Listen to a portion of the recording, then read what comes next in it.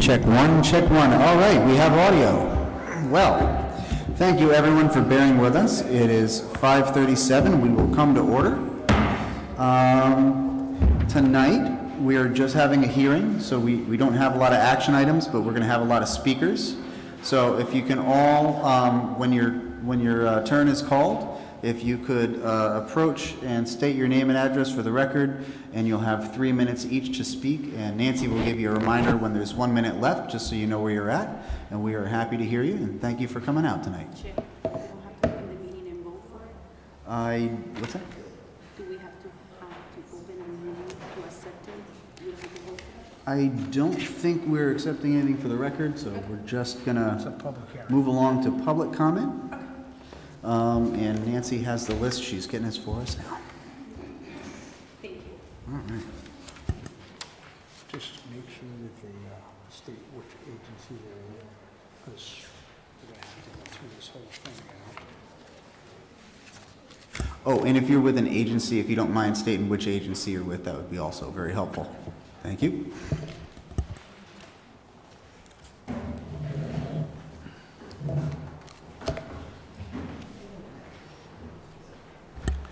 And we'll call our first speaker tonight, Lee Cornish-Muller. Would you please?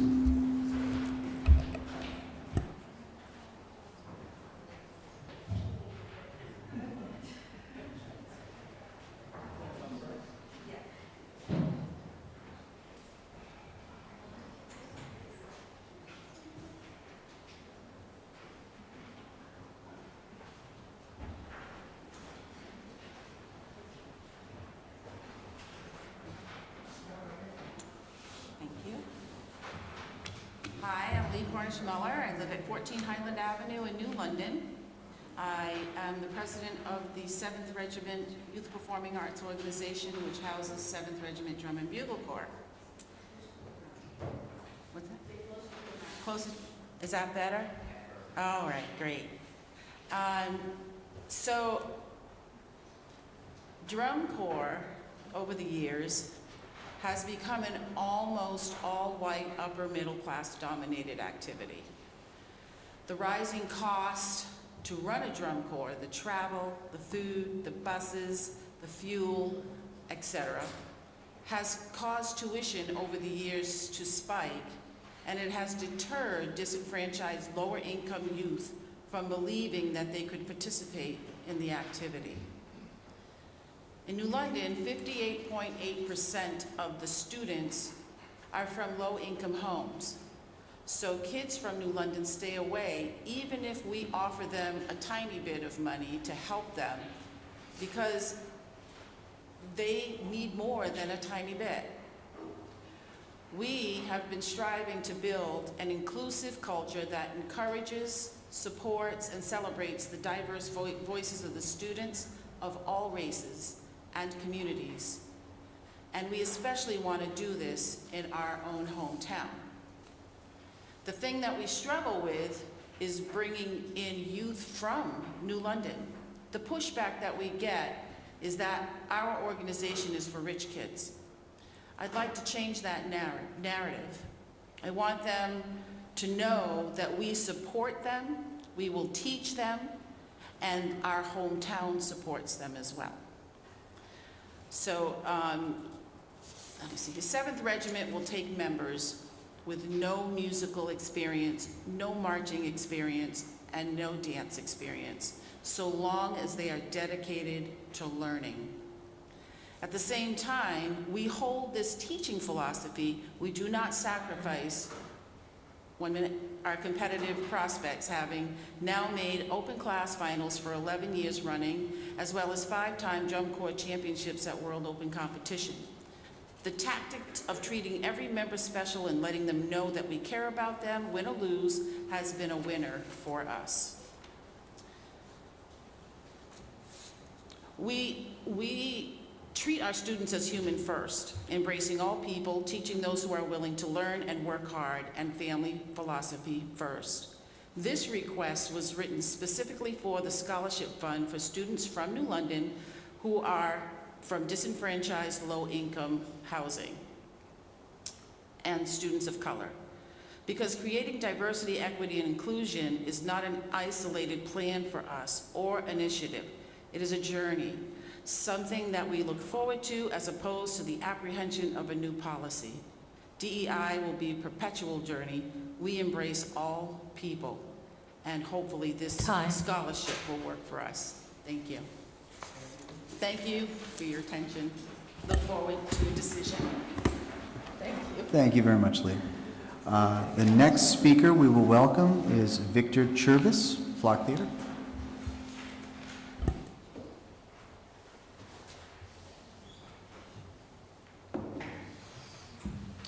Hi, my name is Victor Chaburis. I'm the Associate Artistic Director of Flock Theater. I want to thank the Council for their support in the past of this program, which we're reapplying for. It is a residency program that focuses on STEM into STEAM, so adding the arts in there. And it is an education initiative that really focuses on telling the stories of women and people of color in the STEM field to break down stereotypes of who is in STEM and who can be in STEM for our students. So we work in the Nathan Hale Arts Magnet School, and students learn the work and the lives of figures such as Katherine Johnson, Olivia Hooker, George Washington Carver, Jane Goodall have been all subjects in the past of these plays, and they do this through the medium of shadow puppetry. So the students will learn how to puppeteer using paper puppets built by Flock Theater artists.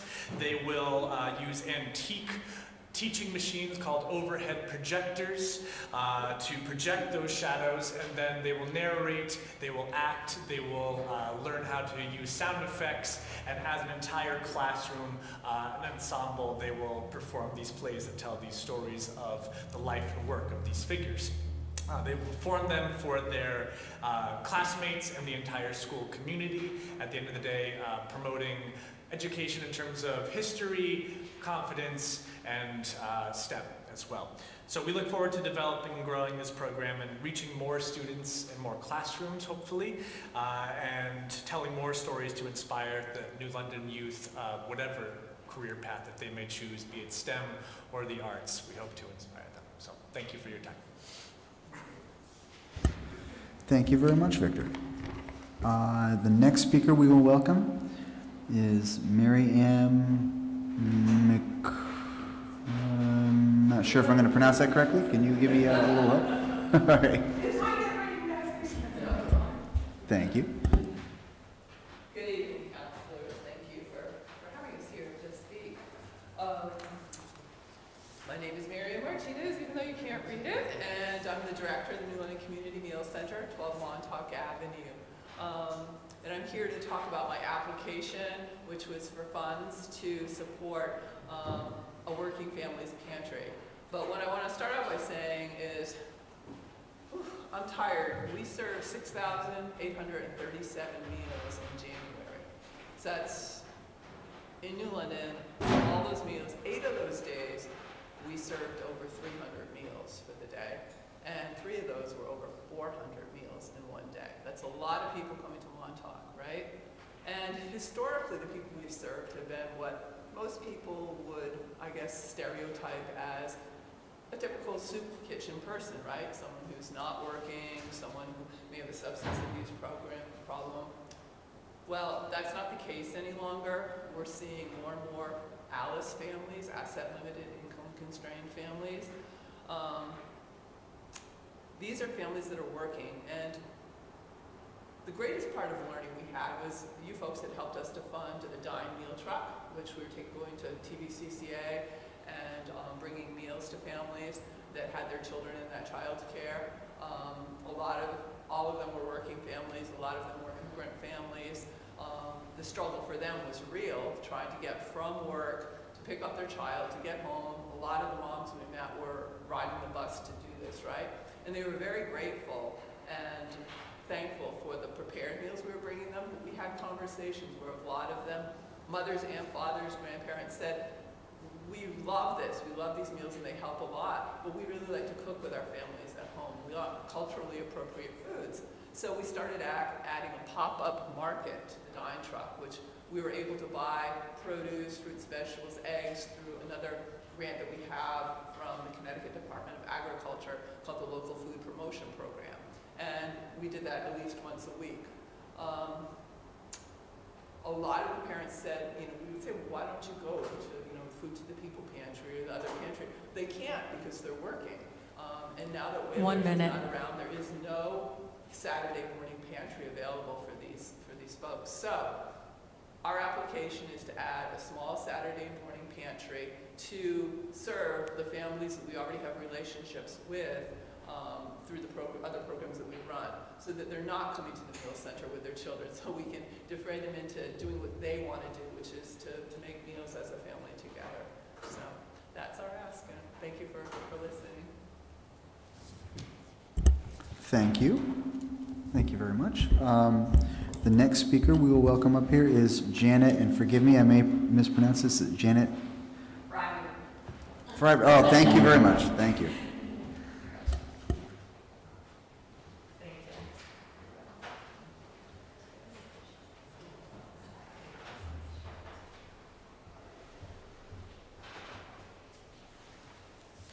Thank you for this opportunity. I'm Janet Freimuth, the Executive Director of Children in Placement. Our administrative office is in New Haven, and our regional office that supports New London families is in the Waterford Superior Court, and we also serve the New London Probate Court. For 45 years, Children in Placement has been dedicated to recruiting, training, and guiding volunteer advocates to serve as guardian ad litem in court, providing invaluable support to hundreds of child victims across the state each year. This crucial work, often operating behind the scenes within the court system and alongside the Department of Children and Families, it's important to note, unlike DCF caseworkers and attorneys who juggle numerous cases, our volunteers prioritize individualized attention by focusing on just one or two cases at a time. In addition, and unlike attorney GALs, our volunteer GALs go beyond legal aspects, consistently delving into the comprehensive well-being of the child. They investigate the child's circumstances, making recommendations to the court, and ensure that the child's voice is heard throughout the legal process. Their dedicated work ensures the realization of child's best interest, addressing not only legal aspects, but also the physical, emotional, social, and educational needs. In 2022, the City of New London alone had over 1,000 cases reported and accepted 988 cases of abuse. Annually, our team works tirelessly to ensure that the basic needs of children on our caseload and their families are met, going above and beyond our usual responsibilities. It's important to note that poverty often leads to abuse and neglect in a harmful cycle.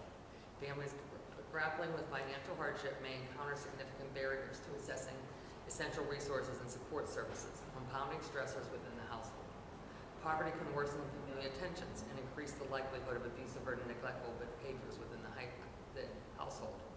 Research indicates that having a GAL volunteer involved in a child protection case leads to better outcomes. Children and families tend to receive more court-ordered services. Cases are more likely to be permanently closed, and children move towards permanency faster compared to cases without GAL representation. However, CIP relieves less than half of its budget from the state, relying heavily on the support of the cities and other sources. 1 minute. Continue providing the vital service. This funding will help increase our recruitment efforts for new guardians ad litem volunteer advocates, as well as provide the necessary staff support to manage the cases assigned to us. Currently, our regional offices is serving 36 children, many from the city itself, and we accept 100% of the cases assigned to us.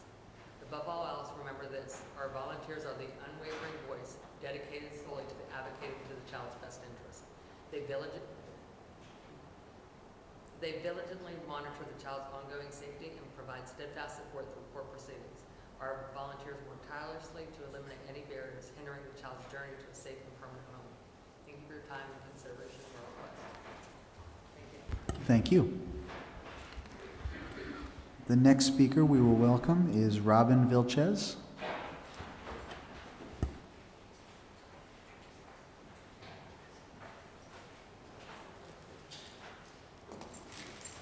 Hi, thank you for inviting us here in Norwich. My name is Robin Vilches. I am the program manager of Madonna Place. Madonna Place's new department called COPE, Community Outreach Plus Education. Located on 240 Main Street in Norwich, Connecticut.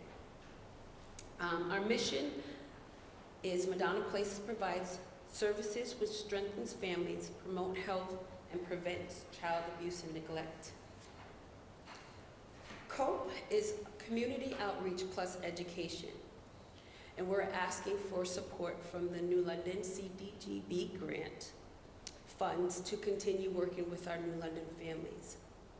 COPE provides services such as case management, support for our current and new clients, assessments for mental health and substance use disorders, parental education services such as Circle of Security, financial and housing education, referrals to surrounding agencies and other basic needs services. COPE offers a walk-in safe space environments for clients who may have experienced trauma by providing care from a trauma-informed lens that focuses on the mental health, behavior, substance use, and domestic violence. COPE offers a proactive approach to COPE offers a proactive approach of intervention that helps prevent crisis situations. Madonna Place as a whole, from the start of our official year, has serviced 422 families. 60 of those families are unduplicated families from New London. COPE is now currently working with 7 of those out of 60 of those families that are homeless. Half of that 7 families are women who are over 24 years of age and are dealing with homelessness, which caused COPE to require and search for agencies. 1 minute. To agency collaboration.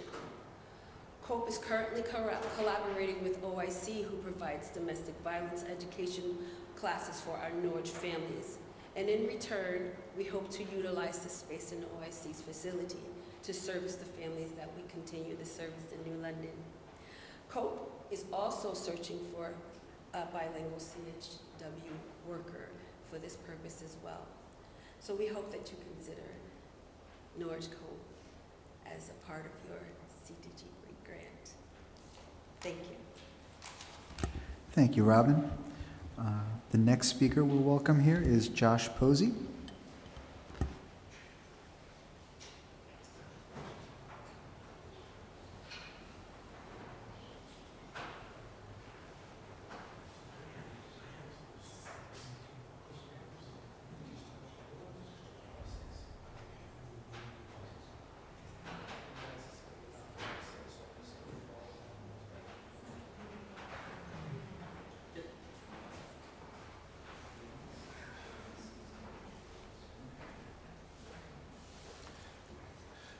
Good evening.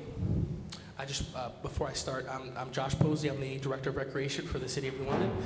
We do have 6 program requests. So in the sense of time, I was going to try to do that within the 3-minute timeline and just review those programs that we put in the offers for the grant. I'm just going to start with the first request is the one-on-one program. The rec department currently runs and supports the summer playground program that runs for about 6 weeks. We've had multiple kids with special needs who require one-on-one aid in the summer. So with this funding, it would be much easier for us to provide the necessary services. One of the things that I'd like to do with this funding is obviously, we're an inclusive program, so everyone's invited. We don't turn anyone away.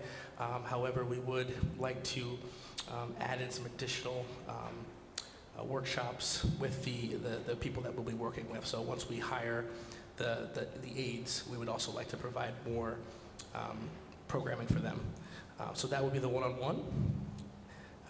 That's going to be from ages 4 to 14. The next one I want to talk about is for the rec department. So the division I'd like to speak about is the Youth Affairs Division. We currently run a diaper bank program, and that's through the New London Youth Affairs. So we really need help to meet the increasing demands for the families that we have right now. We get about 10 to 15 families a week who are enrolling weekly. And we offer more. I just want to make sure it's clear. We offer more than just diapers. We provide connections with different programs throughout the city. We also give out about 3,000 diapers that have been distributed between January and December. So that's around 200 individuals that are served monthly. What happened was the funding was reduced what we were applying for in the past. So we used to get deliveries once a month, which was about 100 diapers per child for 80 individuals. They recently reduced that amount to 25 diapers per child. So that money would help support that program moving forward. The third one is the MyFi program, is the Mayor's Youth Fitness Program. The funds will support the coaching staff for the Mayor Youth Fitness Initiative Program through after-school activities. It's a program that we had run previously. It's twice a week for 6 weeks, and the trainer will go into the school systems, work with kids ages 5 to 14 to motivate children and improve their physical fitness, and also help out with nutrition programs as well.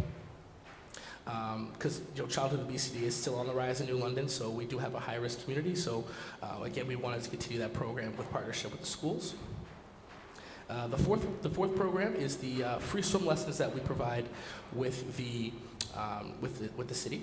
Funds will be used for the certified staff and the assistants to provide free swim lessons to the community over the summer.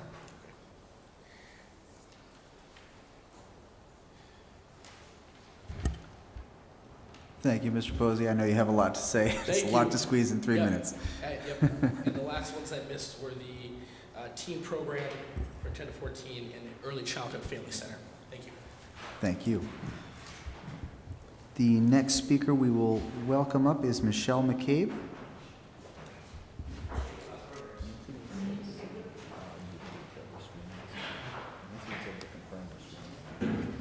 Good evening.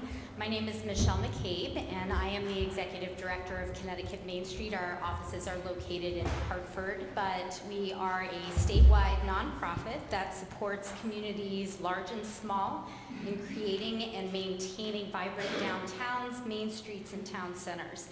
Depending on the community we work with, the economic development staff and commissions, business improvement districts or DSSD directors, designated Main Street programs, and downtown or cultural district commissions.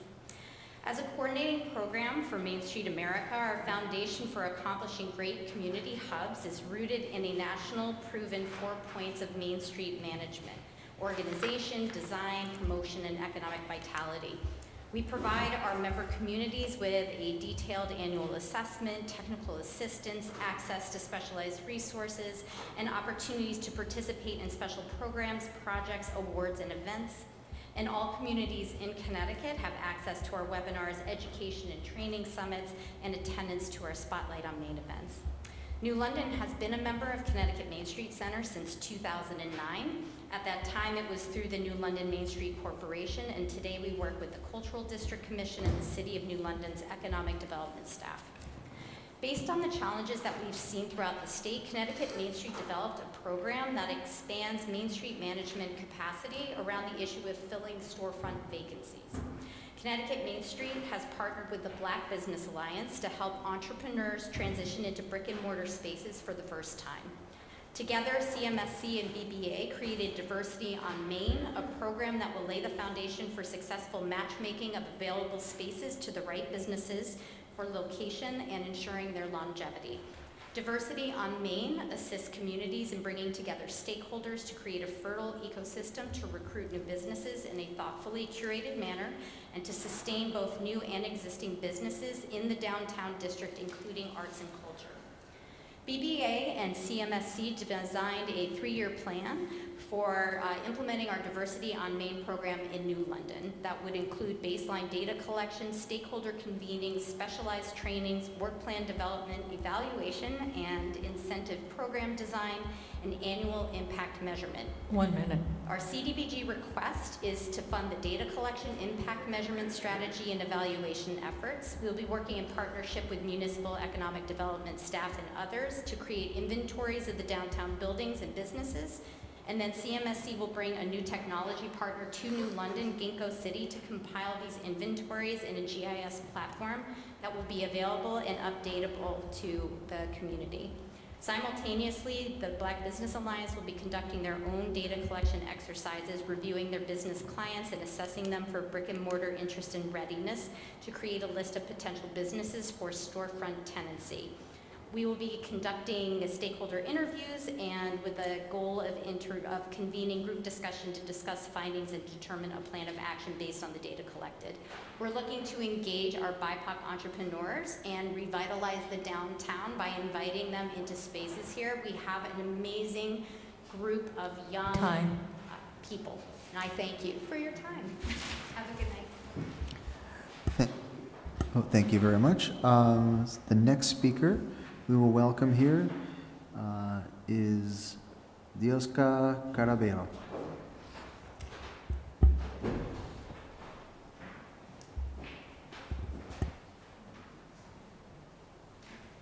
Good evening. My name is Dioca Caraballo. That's okay. I representing the Drop and Learning Center. We've been in business around the community for over 50 years. We are requesting the funding for serving our kids in our community, diversified and all kinds of income levels. Also, we try to provide, we provide an 8-week program during the summer from 8 to 5, and we provide breakfast and lunch and snack. And we also have community, we partner with our community as well, so we can provide field trips and all kinds of activities that is in need, especially post-COVID. We're trying to normalize it, that's why we're requesting the funds. Unfortunately, we're having a problem with raising on the prices of transportation, training of the staff and new staff. We also provide younger generation jobs during the summer as well, so it will be a win-win situation, and that's why we're requesting the funds. Thank you very much. My name is Dioca, and thank you. Thank you, Dioca. The next speaker we'll welcome is Peter Springsteel.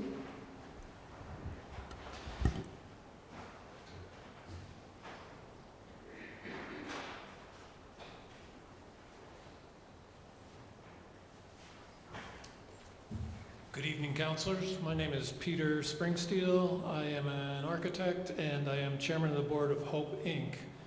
Hope Inc. is a 501c3 nonprofit. We've been based in New London since 1989. Our thing is affordable housing, revitalizing neighborhoods, and creating sustainable housing for people of normal means and below. Our focus right now is on Belden Street. We have, over the years, done 22 projects there. When I first started with Hope 30 years ago, Belden Street was a little bit of a scary place. If you walk down Belden Street today, you'll find a whole wonderful neighborhood. Kids playing in the street, neighbors talking to each other. Our basic model is to buy distressed housing or infill lots in downtown areas.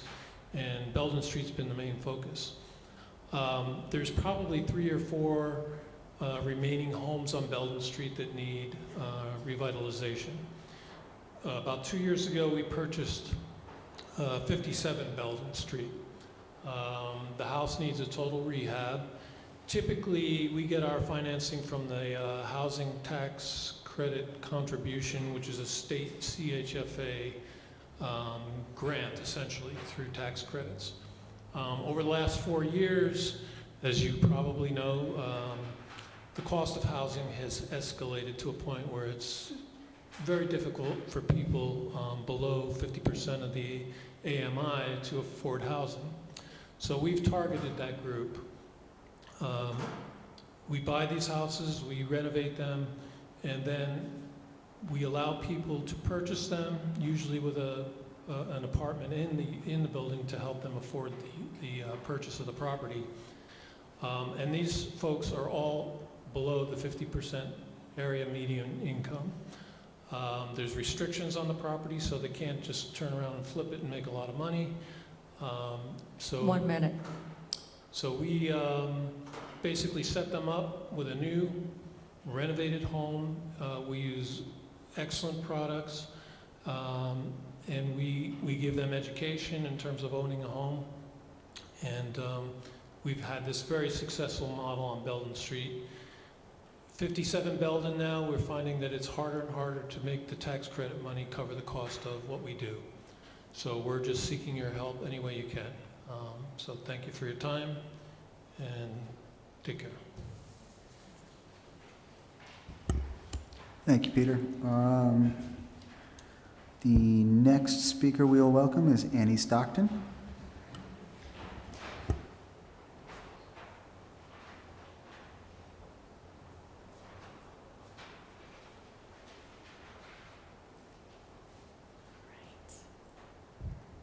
Good evening, everyone.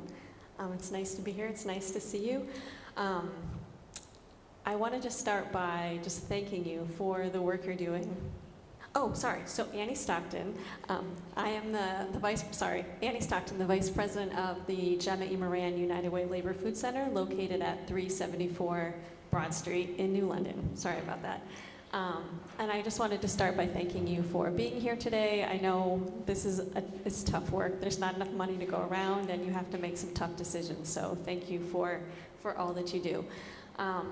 So I'm glad that Marianne, who runs the Community Meal Center, spoke before me, because she really talked about the need, and she's a partner in the work we do. And it's just incredible. I mean, we've seen a 20% increase in all of the food pantries for folks who are accessing food. 56% of New London County residents cannot afford basic needs. So this money really goes a long way to help our food center be able to have more food available for all of our partners.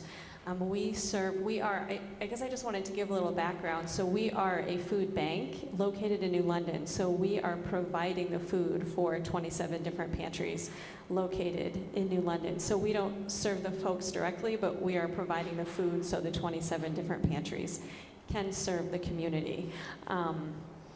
And I think I just wanted to highlight something really special about our food bank. I don't know how much people know this, but our food bank's been around for 35 years.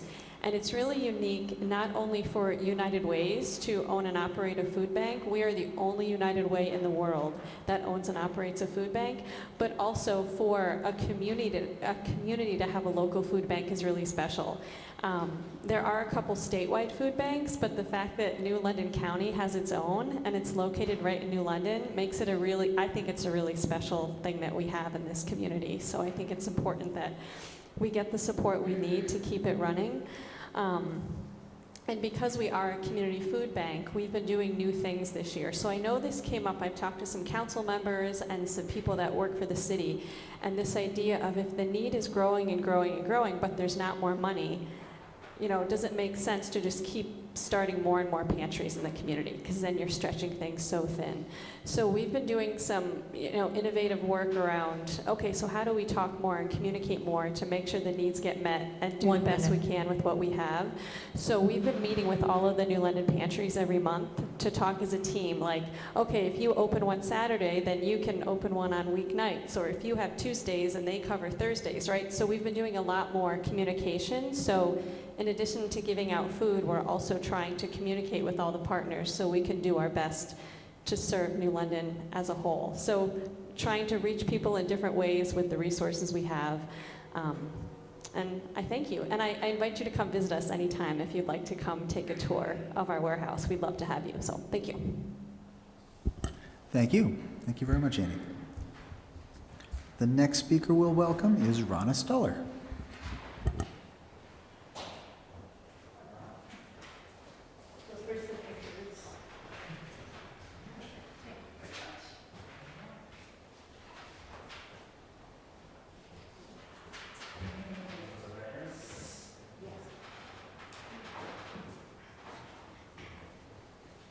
Ronna Stuller, 19 Evergreen Avenue, and I'm here on behalf of Riverside Park Conservancy, an all-volunteer organization that was formed in 2012 to support Riverside Park and ensure that it's valued and maintained for present and future generations of New Londoners. This year, we are following up on last year's request and continuing to aggregate funds for a big project, the repair of the wall below Stanner Street near the entrance of the park.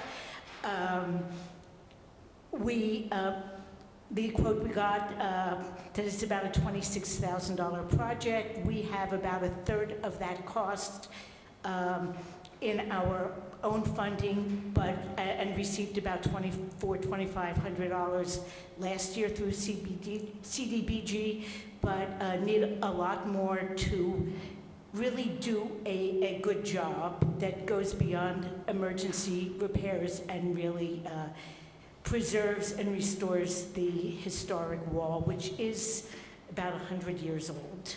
I gave each of you a photo.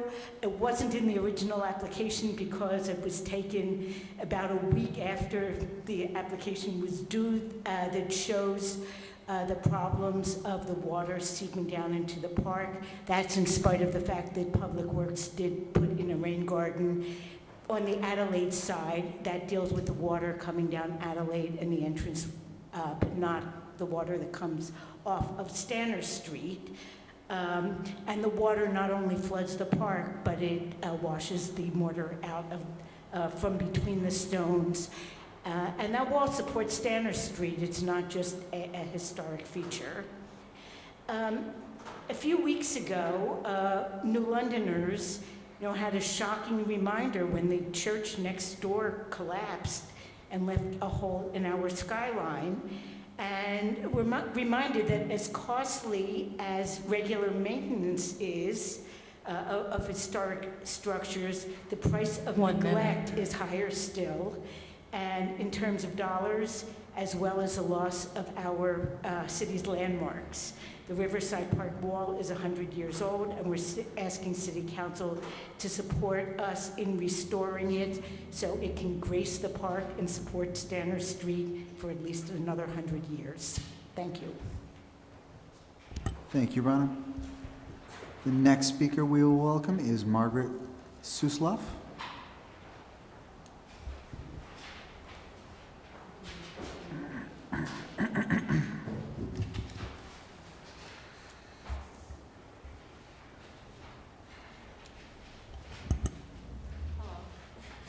Hello, I'm Margaret Suslov. I'm the Chief Operating Officer of Safe Futures at 16 J Street in New London.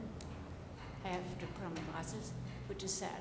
Anyway, our Executive Director, CEO, Catherine Verano, couldn't be here tonight, but we want to thank you for your past support, and this year we are requesting $10,000 for partial support of a certified domestic violence counselor and a law enforcement advocate, so they can continue to provide domestic violence services to New London residents.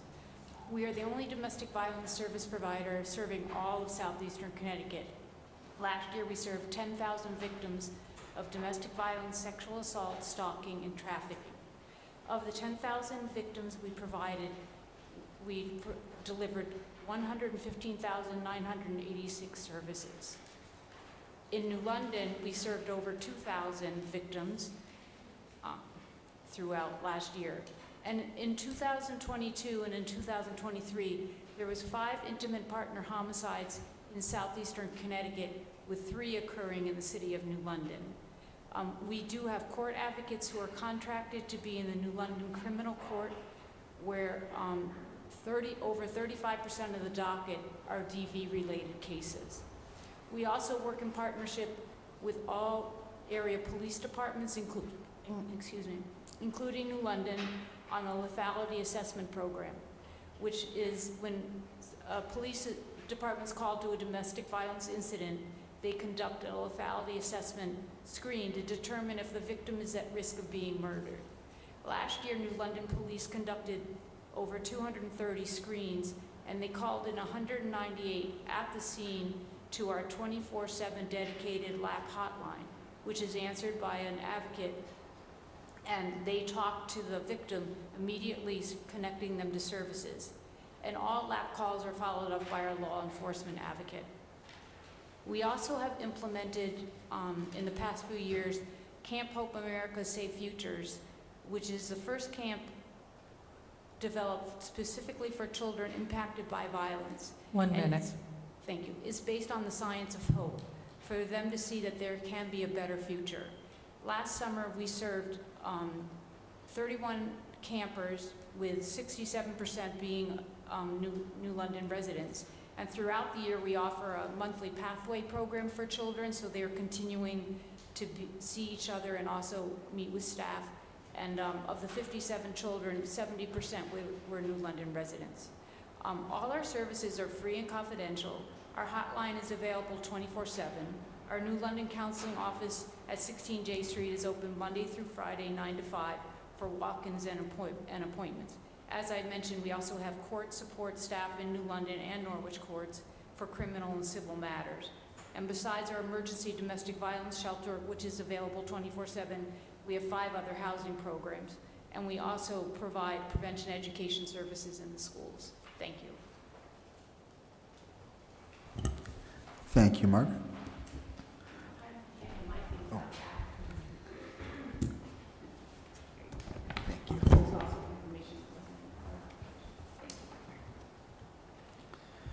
The next speaker we will welcome is Eileen Donovan.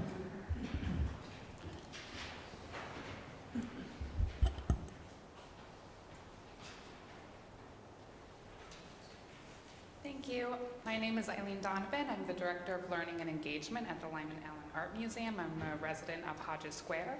Lyman Allen is grateful for the City Council and the Public Welfare Committee for its previous financial support through the Community Development Block Grant, and we are eager to continue to serve our local community. We are once again applying for the Community Development Block Grant to support our educational programs for the children residents of New London. We seek funds to provide quality learning experiences through our on-site field trips at the museum, scholarships for specialty/non-school programs like Summer Art Immersion and April Break, and assistance to provide more off-site outreach programs for a variety of organizations in New London who we partner with. Last year, we served around 700 New London public school students through field trips at the museum, provided 12 scholarships for the money where we had 10, and are just continuing to have great times with other New London organizations who we serve. Community Development Block Grant, what we've previously done in the past is the majority of the funds we receive go towards the consumables, the art supplies that we use when the students are on site at the museum. The visits to the museum are incredibly important because it helps to form a relationship between museum and art institutions with the children while providing a welcoming experience. And the art supplies are key towards empowering the students in feeling comfortable and confident and excited to be artists. And I know that in a time where everything is rising, the cost of everything are rising, and so these funds continue to be important through the Community Development Block Grant. We provide a number of other services. This spring, for example, we're excited to host every single New London public school to have a pop-up exhibition at the museum. And so, again, we're trying to really just continue our bond with the schools, and so these funds are directly with the field trips. Creative arts and cultural learning is intrinsically important to child development, and so we just know and are requesting that the Community Development Block Grant help to continue and reinvigorate the museum's ability to provide quality educational experiences. Thank you so much. Thank you, Eileen. The next speaker we'll welcome is Shannon Russell.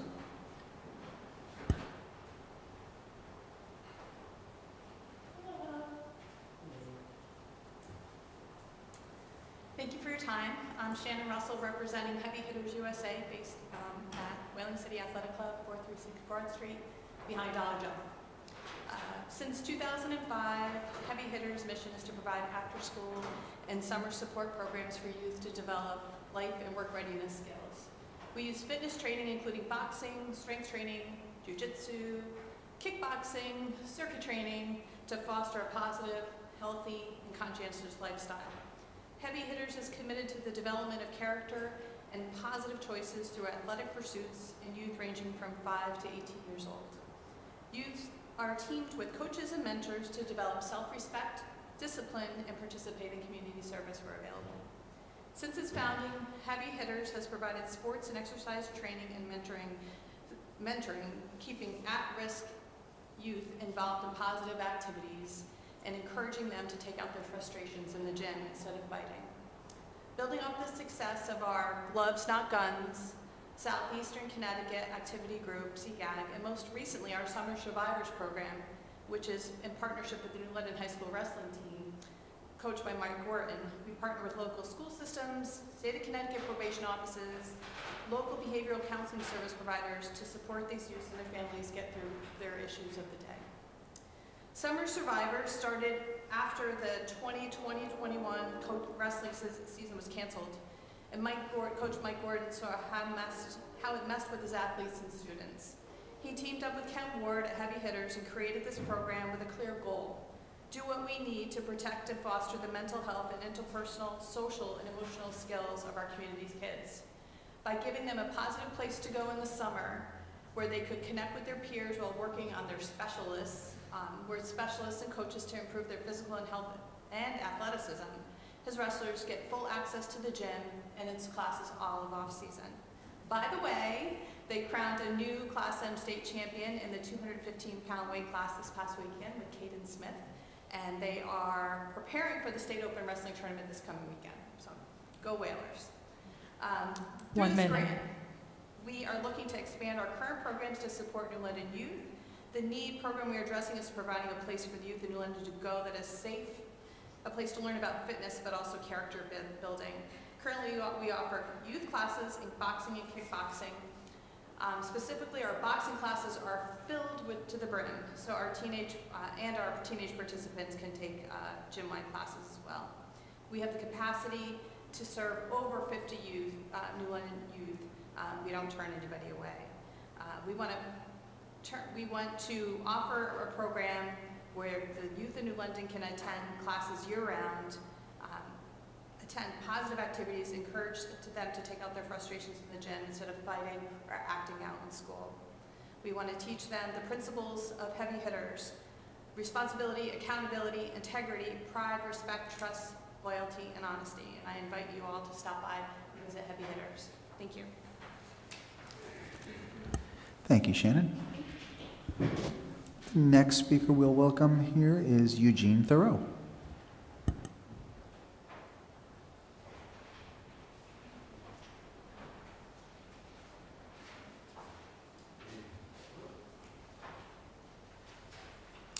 My name is Eugene Thoreau. I'm the Director of Nutrition Services for TVCCA. One of our offices is located on Huntington Street. And we've been serving here in New London for over 50 years. Thank you for letting me speak on behalf of TVCCA, the Meals on Wheels program, and the seniors of New London that we provide a daily meal to. Meals on Wheels are nutritious, fresh, safely prepared meals that are delivered to our seniors. Last year, we provided approximately 26,000 meals to about 130 homebound seniors. In addition, we provide a cafe congregate program that serves lunch out of the New London Senior Center. And that was for about 173 active seniors. Seniors of New London, like most communities, prefer to stay in their home, also known as aging in place. It's TVCCA's goal to help them achieve this through the Meals on Wheels program. By providing a meal to someone who is unable to go to the store and buy food helps to reduce food insecurity, loneliness, and social isolation by the relationships that are developed with those we serve every day. In most cases, the delivery person is the only person the homebound senior sees that day, and studies show that many seniors only see family and friends on average of once a month. In addition to providing socialization, we conduct a wellness check by asking how they are feeling, how they look, their general appearance of the individual and their home. If the senior is not home, we're not allowed to leave the meal. The delivery person will try to call, and if the senior does not answer the phone, the Meals on Wheels coordinator will reach out to the emergency contact, and in some cases, the local authorities to do a wellness check. An interesting study by Brown University that was conducted based on the more than a meal concept, it showed that participants receiving a daily delivered meal are more likely to report improved mental health, improved physical health, fewer falls, reduced feeling of isolation, loneliness, and reduced worry about being able to remain home. That's why Meals on Wheels is more than just a meal. The reason why I'm asking for assistance from the London CDBG is because the senior nutrition 1 minute. Is partially funded through our senior resources, the Area Agency on Aging for Southeastern Connecticut. The cost to TVCCA was over $186,000 for senior meals in New London. There's no financial requirement for seniors to receive meals. We do ask them for voluntary contribution to help with the cost of their meals, but in most cases fall short of the $3 per meal donation we ask for. The current average donation in London is approximately 34 cents a meal. As I mentioned earlier, receive partial funding that helps to purchase the food. Additional funds are needed to help offset the cost of the TVCCA employees that prepare, serve, and deliver the meals to about 300 seniors here in New London. Thank you for your consideration and continued support of TVCCA, the Meals on Wheels program, and the seniors of New London that we serve.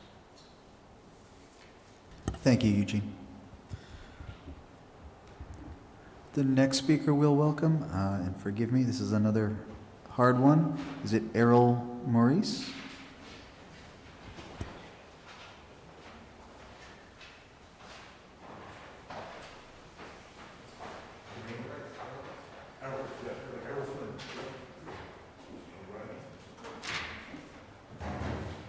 Excellent. Thank you all for having me. My name is Errol Maurice. I am a New London resident, 158 Hawthorne Drive. If anything, I've spent the last 14 years at South Community Services as Senior Director of Community Programs. I'm currently at the Hospitality Center, working under Kathy Zoll. I'm here to speak on her behalf, in which I am the Housing Counselor Lead for a Housing Counseling Center that we just recently redrafted. Within that, the primary focus is that we're a HUD certified program. The focus is on first-time homebuyer workshops, foreclosure mitigation, landlord education, and renter education. In addition, we are a hub to the Unite CT contract, which really focuses on eviction prevention, in which we assist many folks throughout the state of Connecticut on preserving homes and stability within homes. The first major piece, I've been at the organization for about a month, and we actually ran our first workshop 2 weeks ago. That was the first one that we've run in about 7 months. If anything, we had a full class, tremendous excitement. We are truly building momentum, and we'll be running them the second Saturday of every month moving forward at our 234 State Street location.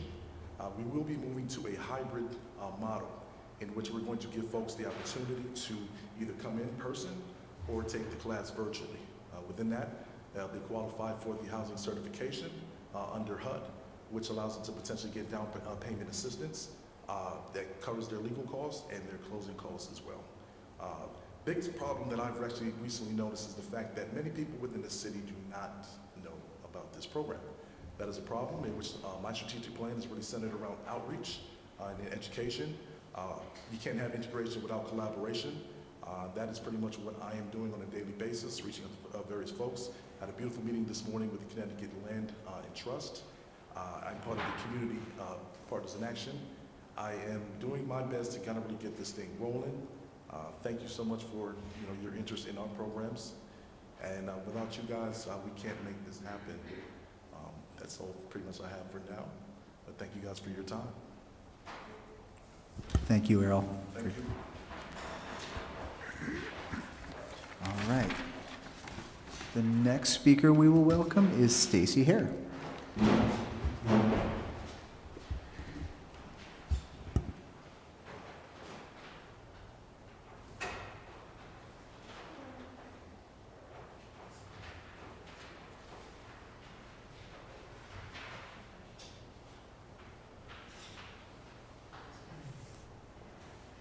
Good evening, counselors. Thank you for your time and attention. My name is Stacy Hare. I'm the Director of Development for Habitat of Humanity of Eastern Connecticut. We are located here in New London at 377 Broad Street with a very temporary residence at the new Chamber of Commerce Innovation Center, so right next door. Today, I'm here to support our application for funding intended to cover the cost of pre-construction expenses associated with a proposed multifamily project here in New London. Habitat for Humanity has long served as a respected, steadfast, long-term solution to the prevailing housing crisis. Our mission is unwavering: to help families build a place to call home and advocate for the belief that affordable homeownership plays a critical role in building strong and stable communities. The need for affordable homeownership is critical. According to the United Way's Alice report, 1 in 4 families in our area struggle to afford their homes, and 1 in 10 live in poverty. The Urban Institute's 2021 Executive Summary of New London County Housing Accessibility and Affordability reveals that nearly half the county's 36,000 renter households are cost burdened, meaning that they spend 30 to 40% of their income on housing costs. The target population for our projects are low-income to very low-income households. Our families earn between 40 and 60% of the area median income, according to the HUD median income guidelines for the Norwich, New London statistical area by household size. Our proposal today involves a corner lot at the junction of Adelaide Street and Crystal Ave, actually right across from Riverside Park. If approved, this land, which is 4/10 of an acre, would be developed into 2, potentially 3, two-family homes, ultimately providing safe and affordable homeownership to 4 to 6 New London families. Each unit is proposed to have 3 bedrooms, 1.5 bathrooms, feature Energy Stars certified appliances and heating and cooling systems, low-use water equipment, extensive ceiling against air penetration, low VOC paint, and energy-efficient windows and doors. The scope of this project begins with surveying the land and creating site plans for the property, designing homes to fit the lot specs, and constructing 2 to 3 two-family homes.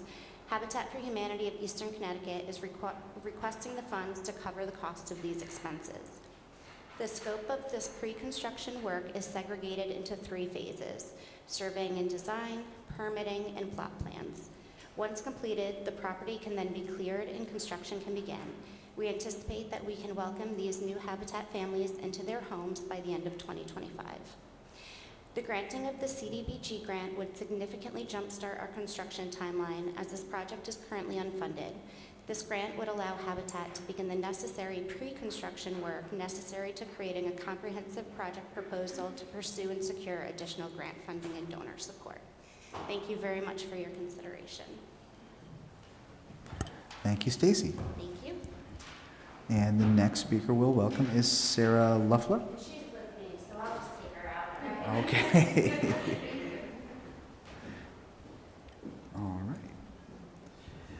If she is satisfied, then we will welcome Katie Holsey.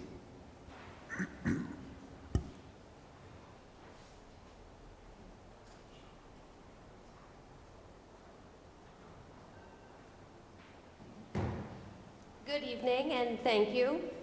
My name is Katie Halsey. I'm the Executive Director of Higher Edge. Our office is located at 35 Redden Avenue. The need is present for Higher Edge, and the support from CDBG will allow the organization to continue its mission of helping students obtain their educational dreams. A report in July 2022 stated there were 15.85 million undergraduate students in the United States. Of these, only 12.5% identify as Black or African American, and 19.4% identify as Hispanic or Latino. Supporting students of color, giving them a safe place to discuss their obstacles, offering an open space to explore options, and providing financial literacy is at the forefront of Higher Edge's work. This need is further compounded by the United States Supreme Court's recent decision on affirmative action, which no longer allows colleges and universities to consider race as a factor in admission. Looking at states where affirmative action was outlawed more than 20 years ago, the number of minority student enrollments have never bounced back.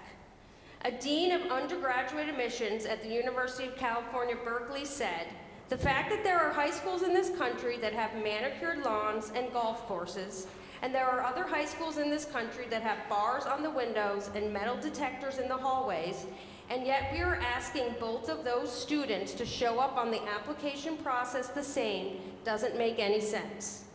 As the only program in Eastern Connecticut dedicated solely to college access and retention for limited income minority students, additionally 98% of whom are the first in their family to attend college, this only reinforces why the work of higher ed is critical to students' educational success and their ultimate professional growth.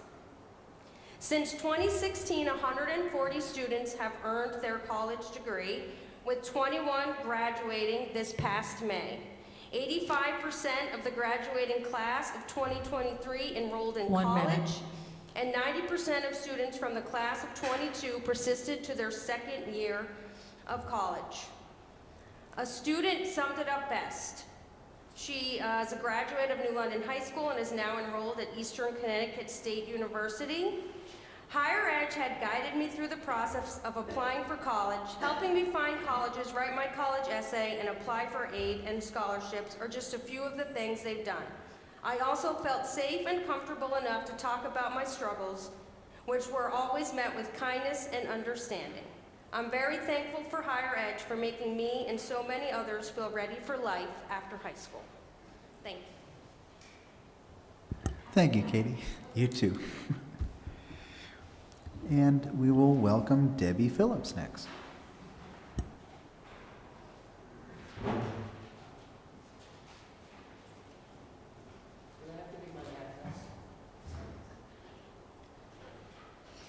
Debbie Phillips, 10 Mountain Avenue, New London. I'm here today in support of the request for CDBG funding for the 7th Regiment Drum Corps in New London, Connecticut. If, I know Councilman Sadi, you will remember this, but at one time, predecessor to that group was the Surfers Drum and Bugle Corps, which was a jewel in the city of New London for about over 40 years. I am a concerned 30-year resident of New London, a parent of 3 adult children, a grandmother of 3 children in the New London public school system. I currently serve on the Citizens Advisory Committee for CDBG funding. I'm here tonight to recommend that the City Council support the 7th Regiment, an organization that has a track record, a proven history in the city of New London. And my concern is, after we did our homework on this particular group, there's only currently 3 teenagers in the entire city of New London that's part of that group. The reason for that is the tuition. A lot of teens and their families cannot afford their annual tuition for that program. But it's worth it. The tuition includes their travel, uniforms, instruments, meals, and this is a program that's dear to my heart as well. I was not a member of the Surfers Drum and Bugle Corps, but I was one of their fans, which they tend to attract other teens to practices and rehearsals. Currently, 7th Regiment conducts their rehearsals at Benny Dover Jackson Middle School at one time and the New London High School. And it's a shame that students at both schools are almost tempted to join that music program, but they cannot afford to do it. What 7th Regiment intends to do is offer scholarships to New London youth.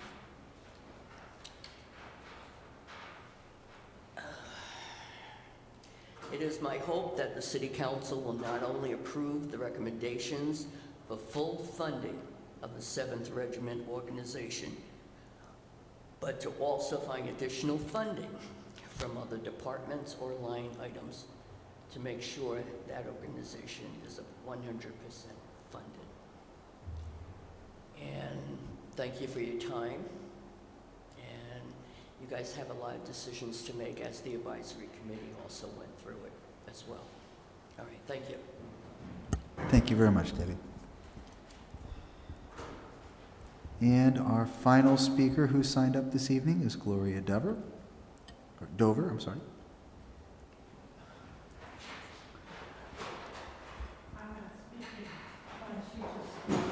Oh, gotcha. If you are satisfied and don't need to speak, thank you very much for staying and listening. In fact, thank all of you who stayed to the very end to listen to all the speakers. It's much appreciated.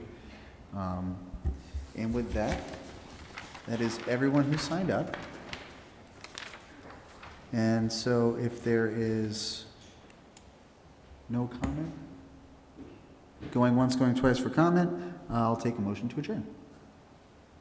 Second. All right, and all in favor? Aye. I guess we will unanimously adjourn. Thank you, everybody. And we'll see you very soon.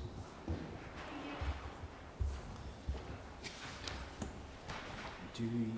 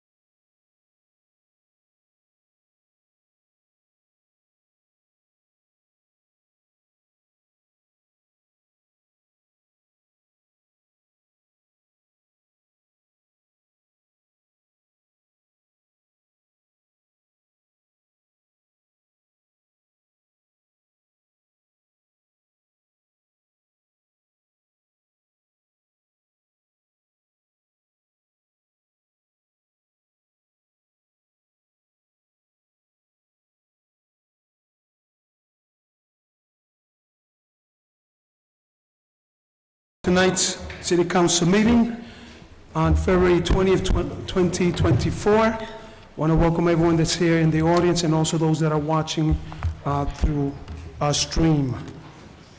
At this time, I'm going to ask City Clerk Jonathan Ayala to do the roll call vote, please. President Dominguez. Present. President Pro Temp Sadi. Present. Councilor Rosario. Present. Councilor Peck. Present. Councilor Dice. Present. 5 present. All right, with that said, I just want to welcome everyone that's here. I'm not going to go through all the names, but I want to welcome each of you, department heads that are here, the mayor, the registrar's office will be coming up soon to speak to us. And at this time, what I'm going to do is I have the prayer and pledge this evening, so with that, let's stand.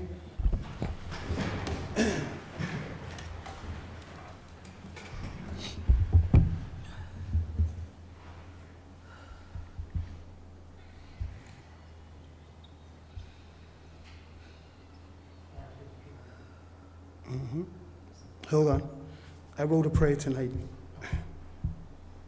You know, if you're ready, you got to do it.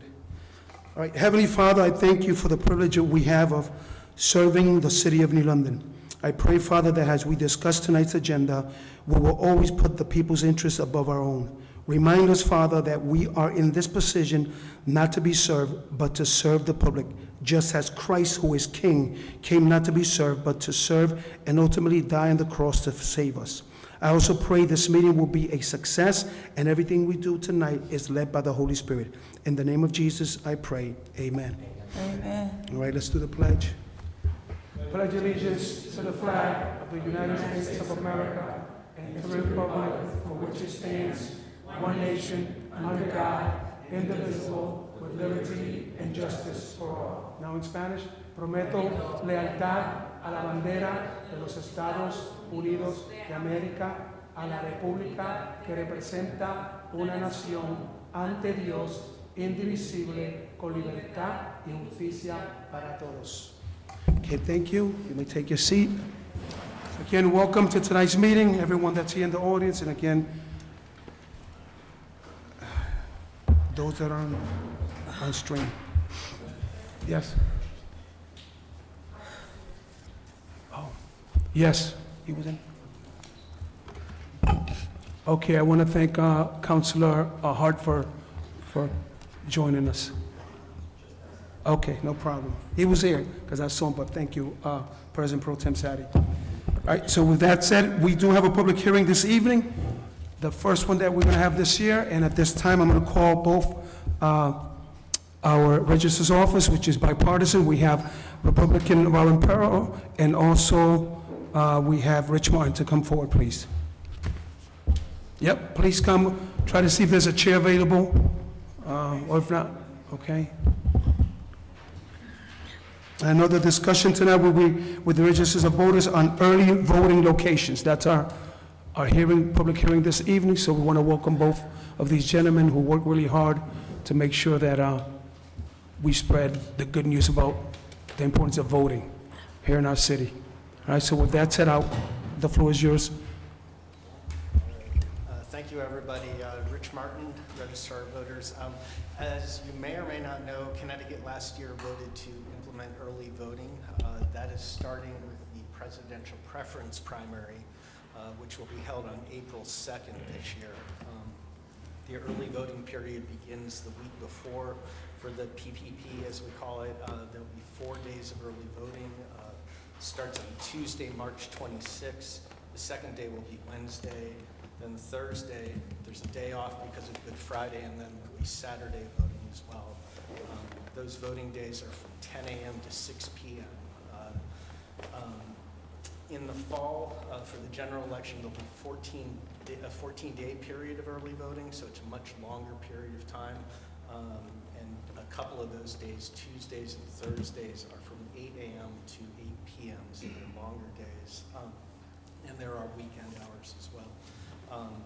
We're here today because there was a requirement in the law that we didn't understand, and we being registrars in general, it's just been clarified by the Secretary of State's office that There's a caveat in the law that cities with population of 20,000 or more have the opportunity to potentially add a second early voting location. And it's a requirement that the elected body take a vote on that prior to any early voting beginning. So that's why we're here today, because there's a requirement for you guys to vote on that. It's our office's recommendation that at this time we just keep the one location, which is going to be City Hall. This is where we've held election day registration in the past, and we have the infrastructure here. There's a connection to the Connecticut voter registration system that's required for this. And at this time, we're not certain that other facilities in the city will actually be able to do that. IT is checking on that right now in case you all decide to go a different route and have a second location. But we would ask that for this election, especially because it will be lower turnout. Typically, the PPP gets 30 to 50% turnout, depending on where the election stands. It is just registered Democrats and Republicans who will be taking part in that. And from all of the research that's been done about early voting, there's about 30% usage at the high end for most states. So that's 30 to 40% of our registered Democrats and Republicans will participate in the primary. Another 30 to 40% of that number will likely use early voting. So we're expecting kind of lower numbers for this. That may change dramatically in November, of course, because it's a very important presidential year. At that point, we may want to decide to have a second location. We're also in the throes of learning about this process. The Secretary of State's office is still clarifying what the rules actually mean. They're changing the software that they use, and we have not even been trained on those updates to that software. That training is likely going to happen in a couple of weeks, and then we'll have to train our people how to do that work as well. So there's a lot of moving parts that are a little vague right now, and so that's my pitch to you. Is we're excited about early voting. It's an opportunity for more people to get engaged in the process, but this time it's our recommendation that you just keep the one voting location. So, do you have anything? Perfect. That's the teamwork. All right, so the recommendation is coming from you guys that to do the early voting will be best. The best fit will be in November because of the presidential election, right? Well, early voting is going to happen regardless. Okay. Our recommendation is for us to just use the one location of City Hall for early voting for this election. We have time you can readdress this for future elections. There's the potential of a primary in August that it could be implemented for, and then the general election in November. There are stricter requirements. It has to happen a lot sooner for you to decide that. So I think it's a 5-month period prior to those elections. So for the general election, I think we would have to decide by June. So we have a little window after we've seen how things work for this presidential preference primary. Okay, thank you. Councilor Dice, you have the floor. Thank you, President. Through you, to the Registrar of Voters, Directors. So my question is, I want to make sure I understand. This mean the second voting location is only doing the early voting for those dates? Right. Okay, and because I know one of the things that we were looking at is those desert areas, those areas where it's more walking distance, like Jenny School.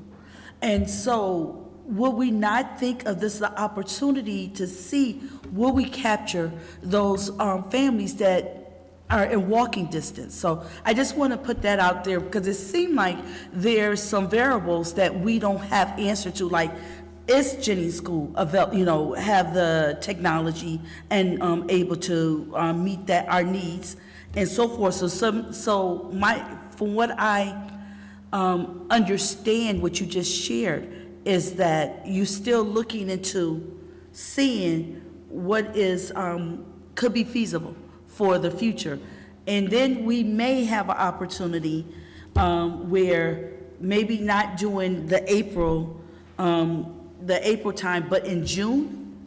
Is that my understanding? So say if we say, okay, we're gonna let you do your research, find out what works, if it's feasible, but then we can revisit it this year. So in June, so come in November, we can have 2 spots only for those states that is considered, thank you, early voting day. Is that correct? And if any parts of that I did not get correct, if you can explain, because I just want to make sure I understand the full process of what you're asking. I think you have it correct, but I would caution you here. We're adding a lot to this process, right? Okay. We've already strained, right? We have equipment that is outdated that hopefully we'll get by November. We have added like 18 days in this process, right? 14 in November to a dwindling amount of people that want to work at the polls, right? So you have a lot of the workers take a day off here or there. You're going to stress a process that is already, I think, at its limits. And then if you add to it another location, which potentially might have issues of connectivity, it's going to add a stress, and it adds to mistakes. We've already seen issues of people, looking at the process and questioning whether or not there's latent issues of trying to change an election. So I just caution you that when you add additional locations, that you'll add stress and strain to a process that's already there at its limits. Added to that, the FOIs that we've gotten over the last few years, and I think Attorney Lonergan can attest to that, and it's happened all throughout the 169 towns, just people asking for additional information after the process is done, which causes us to go back and look at this information. So you're entering a new time frame with new restrictions, new equipment that's potentially coming, new information, new training. There's a lot of moving pieces to this process that I think I get that you want to add availability, but I think you're having that in terms of 4 days into this process, 14 days, and then potentially no excuse absentee. That's going to be on the ballot, and people can basically get an absentee ballot if they pass it in November without an excuse. So I would just caution you, I think you have it right. I understand that you want to expand the process, but you have to understand our ability to get people that want to work at the hours and the amount of money, and this is going to add a lot to your budget come, this April, that's going to add to the process of ballots, information workers, a lot of things. President, may I follow up with one more question? Sure. So this past election, did you have trouble finding workers? How did that go? How was that process this year? If you had to share, what was the outcome of finding workers during the election timeframe? We had enough workers, but I agree that this early voting is going to tax. It's going to put a strain on the number of workers that we're going to need and that are able to do this. We're not sure yet. I did a sort of a quick survey of my workers, and a lot of them weren't able to commit beyond election day. They are diehards. They want to be there every election day, and they take great pride in that. But doing 14 days of work in the preceding 2 weeks and election day, a lot of them were saying there's no way I might be able to do 1 or 2 of those. So each of those days at each early voting location that we have for the general election, we're probably going to be required to have about 6 to 7 workers on throughout that time, as well as the registrars ourselves. And that's for 14 days prior to election day, which was already a pretty big day for us. Right? So it is going to be taxing. I think there's people who want to work, but we also have to train them on all of this.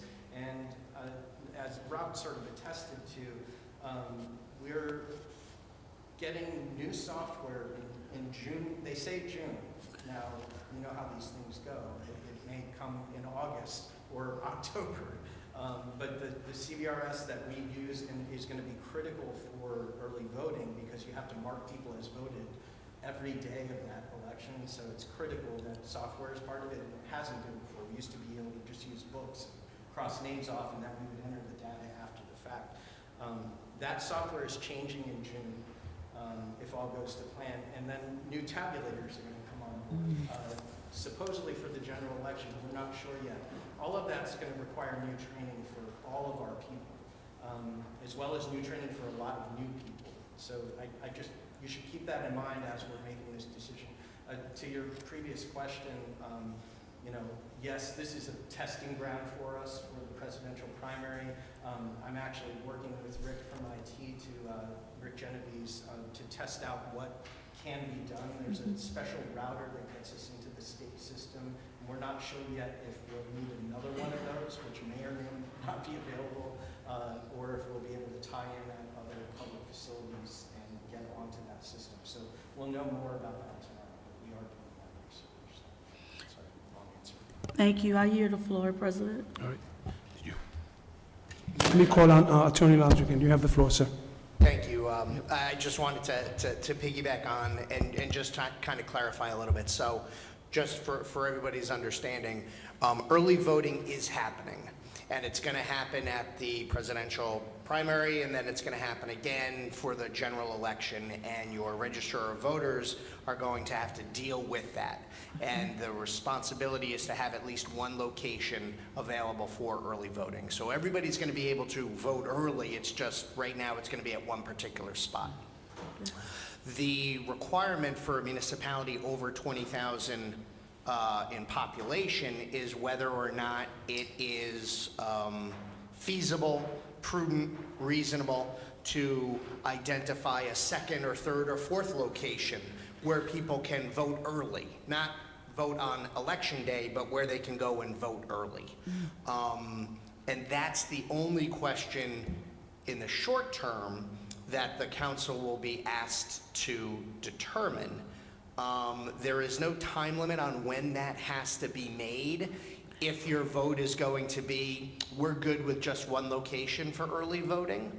And what you've probably heard from your registrars here this evening, going to a second location, independent of whether or not what stresses it would put on their offices and being able to get people to be present during that those hours and those days for a second location, you have to know whether or not that location is or is not feasible and conducive and hits all the requirements that the Secretary of State's going to have as well.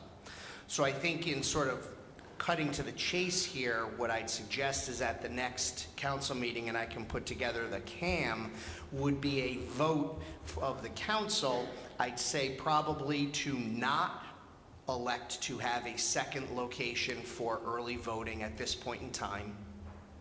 But that can always be revisited, as was mentioned by Mr. Martin, is if you decide that all of a sudden there is the manpower and there is a location and there is maybe a benefit to having a second location in the city for early voting, if we do it by June, it could be in place for the November election. But I think the registrars are going to get a lot of information to see how early voting goes for the primaries, for them to be able to recommend to you, yes, I think we could staff a second location, and we can have that discussion obviously in the summertime.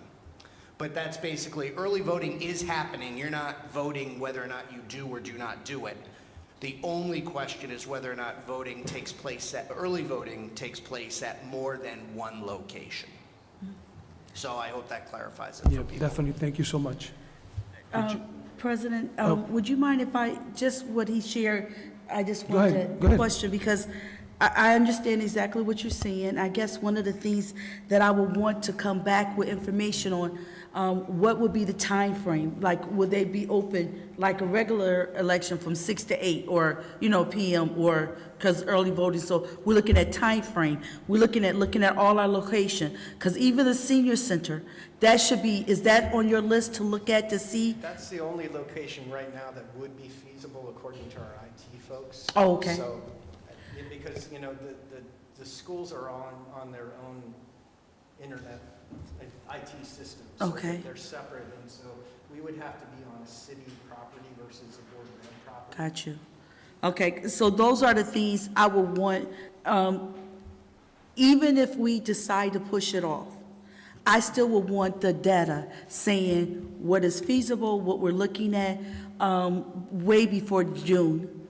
And, you know, just so we can see if there's something that we can have, because I know it's a need. But you're right, we have to look at, do we have the manpower? And then I would like to know too, what are we doing to make sure people know this is an opportunity for employment? Or, you know, for short term, but, you know, we're looking at our high school students, our college students, who may be home during that time frame. So many different variables, that's all I'm saying. And thank you, President. I yield the floor. No problem. Thank you, Councilor Dice. I think we're good. I think we're in the understanding that, you know, we are in early voting, and eventually we'll get the data to see if we're going to need that other second, if we're going to need it at all. Yeah, but go ahead. If you have. Clarification. I agree with most of what you said, but there is a requirement for you all to vote on this, and I think the time frame is okay for the next council meeting.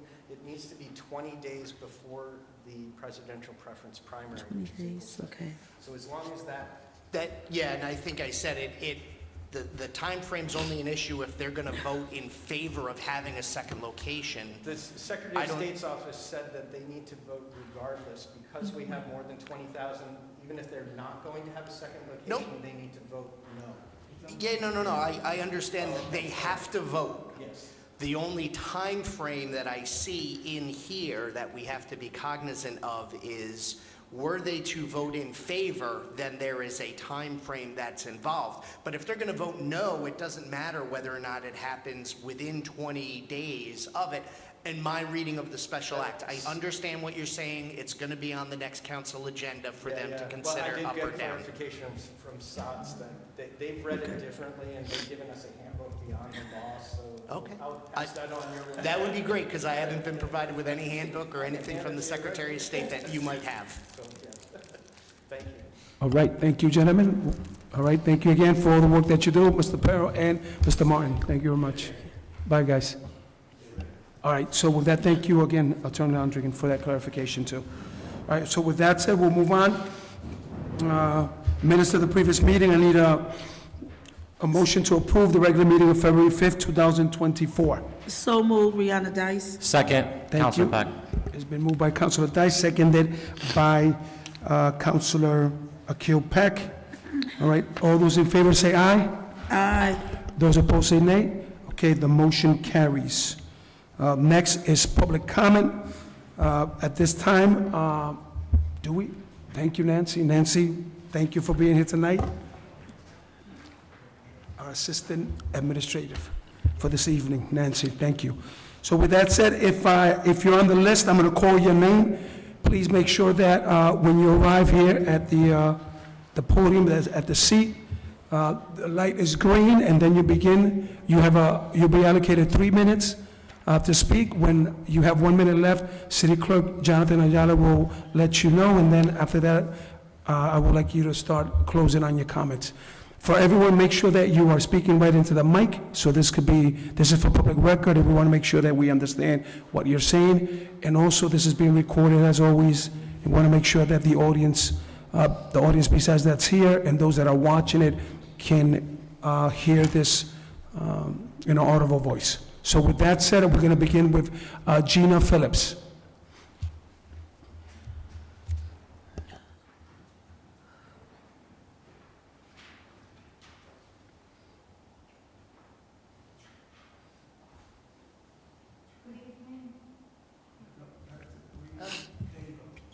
Good evening, Mayor Passero, Attorney Landrigan, City Council. I'm Gina Phillips, 419 Montauk Avenue, and I'm here tonight to discuss or to ask some questions regarding the construction debris that's been dumped for a long period of time at Bates Woods Park. Is anyone from the city overseeing the cleanup of the concrete and the other construction debris at the Bates Woods Park at the moment? And if so, who's doing this cleanup work? Is it a contractor or someone from the city or city department? And why isn't the old granite curbing and other pieces of granite that we were supposed to be storing being neatly and orderly stacked and stored for future use? It seems to be getting buried and pushed into the edge of the woods, covered with dirt and other fill material by large construction equipment. This is something that seems to have either been going on or like started in the past couple days and up to maybe even this afternoon. Did somebody from the city authorize some sort of a red fill material to be dumped and cover the construction debris? It seems that somebody has brought this material in and perhaps even asphalt millings, which are crushed asphalt, to cover some of this waste and debris. I'm very disturbed that these materials aren't being sorted properly, and that the contractor that did make this mess there and has had such a long-term 1 minute. relationship with our city and has profited from our city for a very long period of time, is leaving our park in such a mess. Thank you. Okay, with that said, we'll go to the next public speaker is John Santiago.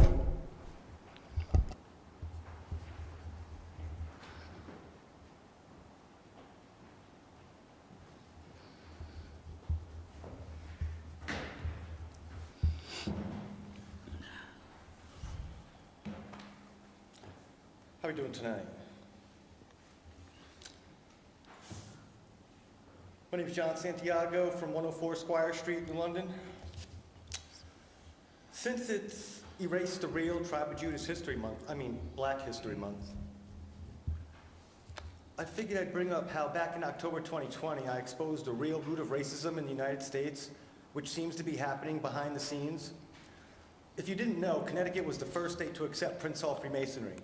But still to this day, there are 8 states that do not accept Prince Hall Freemasons, which those states resemble the Confederacy quite a bit. Speaking of the Confederacy, last time I was here, I mentioned that the Rothschilds invested heavily into Confederate bonds, but I can't seem to find that information anywhere besides the Ashkenazi Jews Encyclopedia themselves, volume 10, page 496.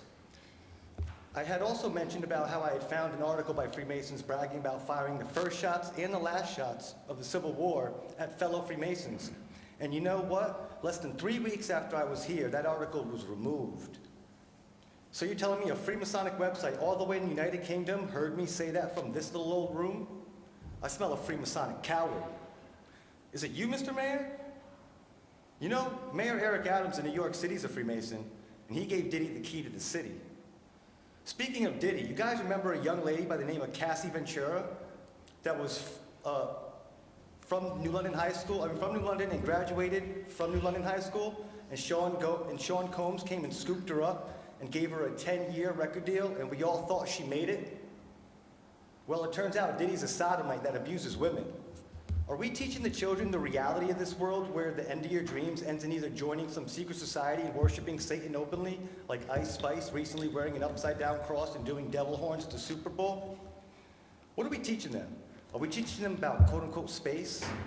I asked NASA a simple question on Twitch chat about how come a computer model of the moon and the stars, there's parallax, but in real life there isn't any.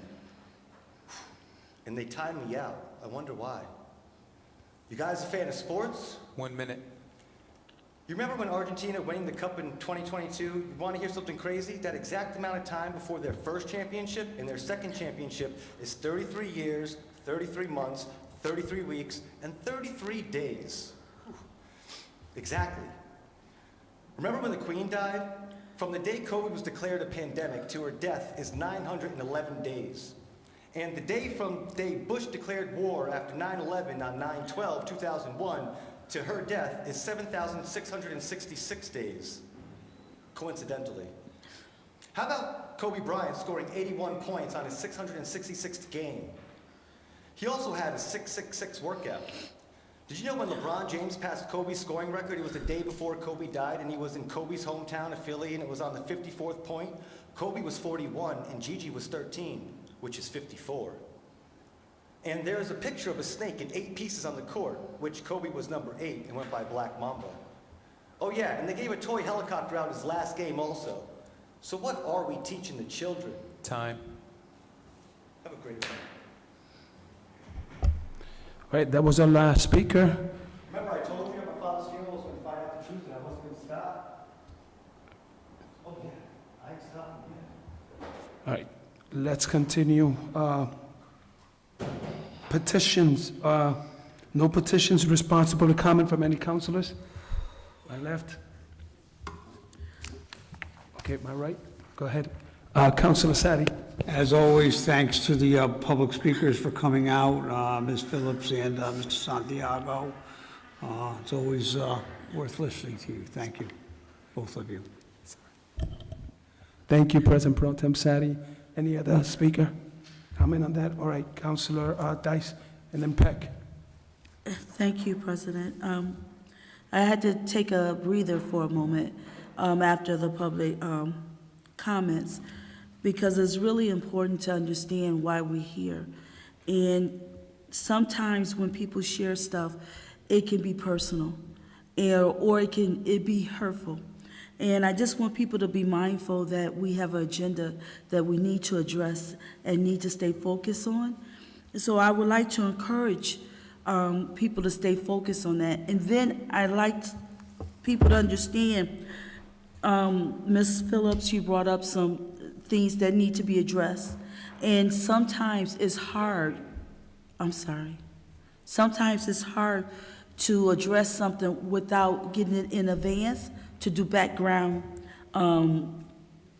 discovery, because just now hearing about this and trying to understand what you had shared in your concerns, excuse me, need to be addressed. But if you don't get an answer, I know I wouldn't be able to answer you today because I'm just now hearing it, and I will have to do research to understand what's going on. But as always, we appreciate when you come out and whether you're advocating or sharing things that you're concerned about in your community. Thank you. Yeah, we can't speak from the chamber, please. Thank you, President.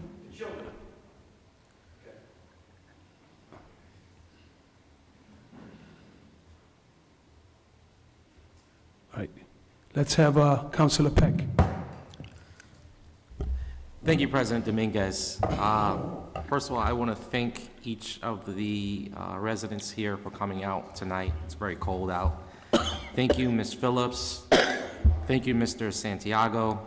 Ms. Phillips, in response to your public comment, as long as I've known from being born here in London, I think and I believe that that stretch of park has always been a landing for,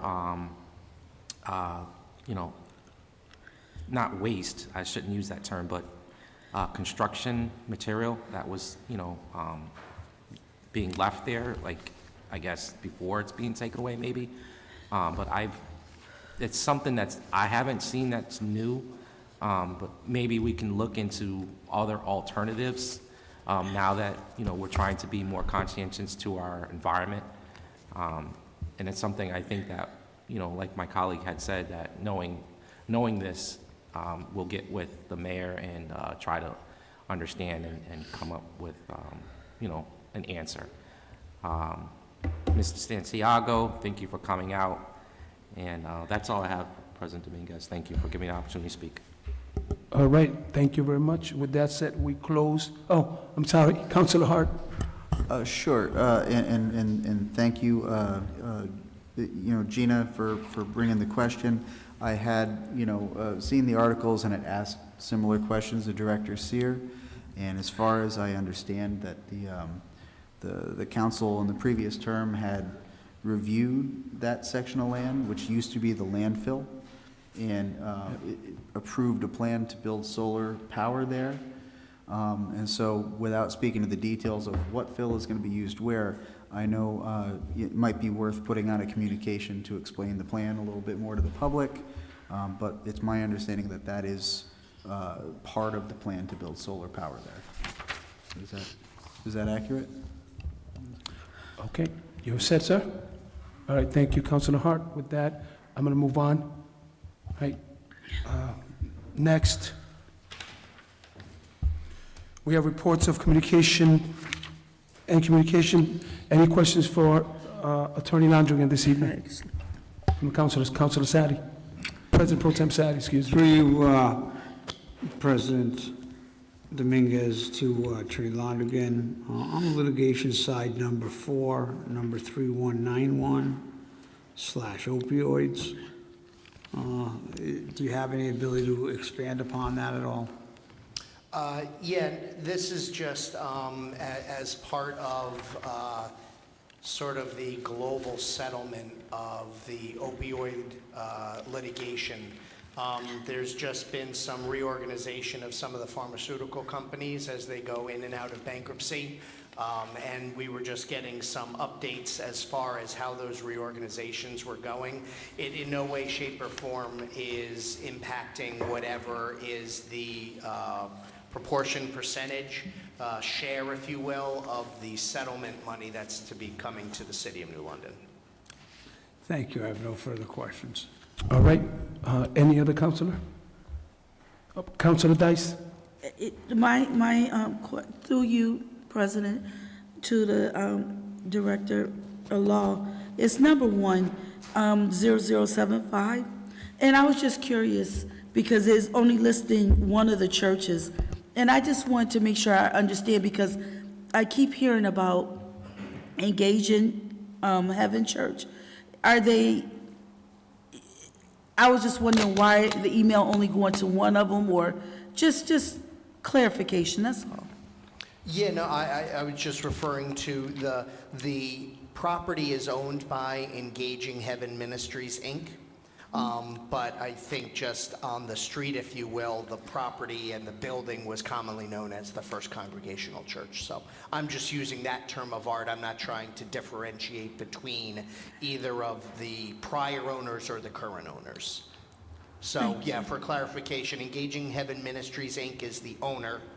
The building was commonly known as the First Congregational Church, who was a prior owner of the building. Thank you. You're welcome. I yield the floor. Thank you. All right, anyone else? Okay, thank you, Attorney Landrigan. All right, we'll move on to the next, which is council committee reports. This evening, we know that Councilor Natatas was absent, but in her place, we had Councilor Hart chair the Public Welfare Committee this evening. So can you tell us briefly a little bit about that? Absolutely. We had the pleasure of hearing the public come out in favor of some of these block grants. There was a lot of work done by the committee in making these recommendations, and there's a lot of work ahead of us to sort through these.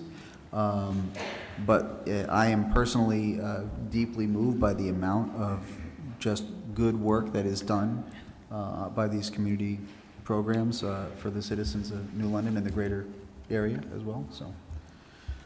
Okay, thank you, Councilor Hart. President Pro Tem Sadi? Thank you, President Dominguez. Although the meetings don't necessarily take place in council chambers, as I mention on a regular basis, there are 2 meetings taking place on the 3rd and 4th Friday. Third Friday is the middle school project, $55 million renovation. Glad to report the gymnasium renovation work is complete. There was some issues right after that happened with lighting, but that has been finalized. Gym lobby has been turned over for use with minor completion remaining. Additional drywall in the gym and gym lobby is needed. The new addition, where we had taken down an older building, is fully enclosed, the temporary heat is running, so we're actually doing a lot of work in there. Flashing and expansion joints, connection to existing buildings and complex. Sheet work is finishing up, curtain walls and window installation is complete. Roofing has been completed, but there are still some minor areas that need to be addressed in the roofing. Courtyard work is mainly complete with the installation of sidewalks and artificial turf. Railing and stairways remain incomplete. Artificial turf was rejected by the design team and was not installed until the manufacturer did it the right way.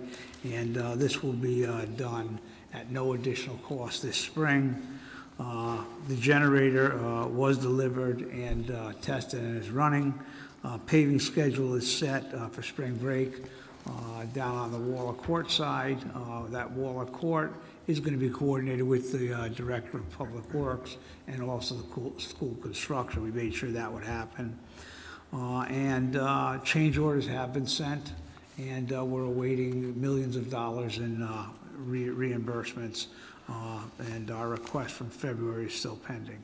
So, again, exciting, and we're looking for a June, July turnover of that school. So that will be $165 billion worth of school construction completed this year.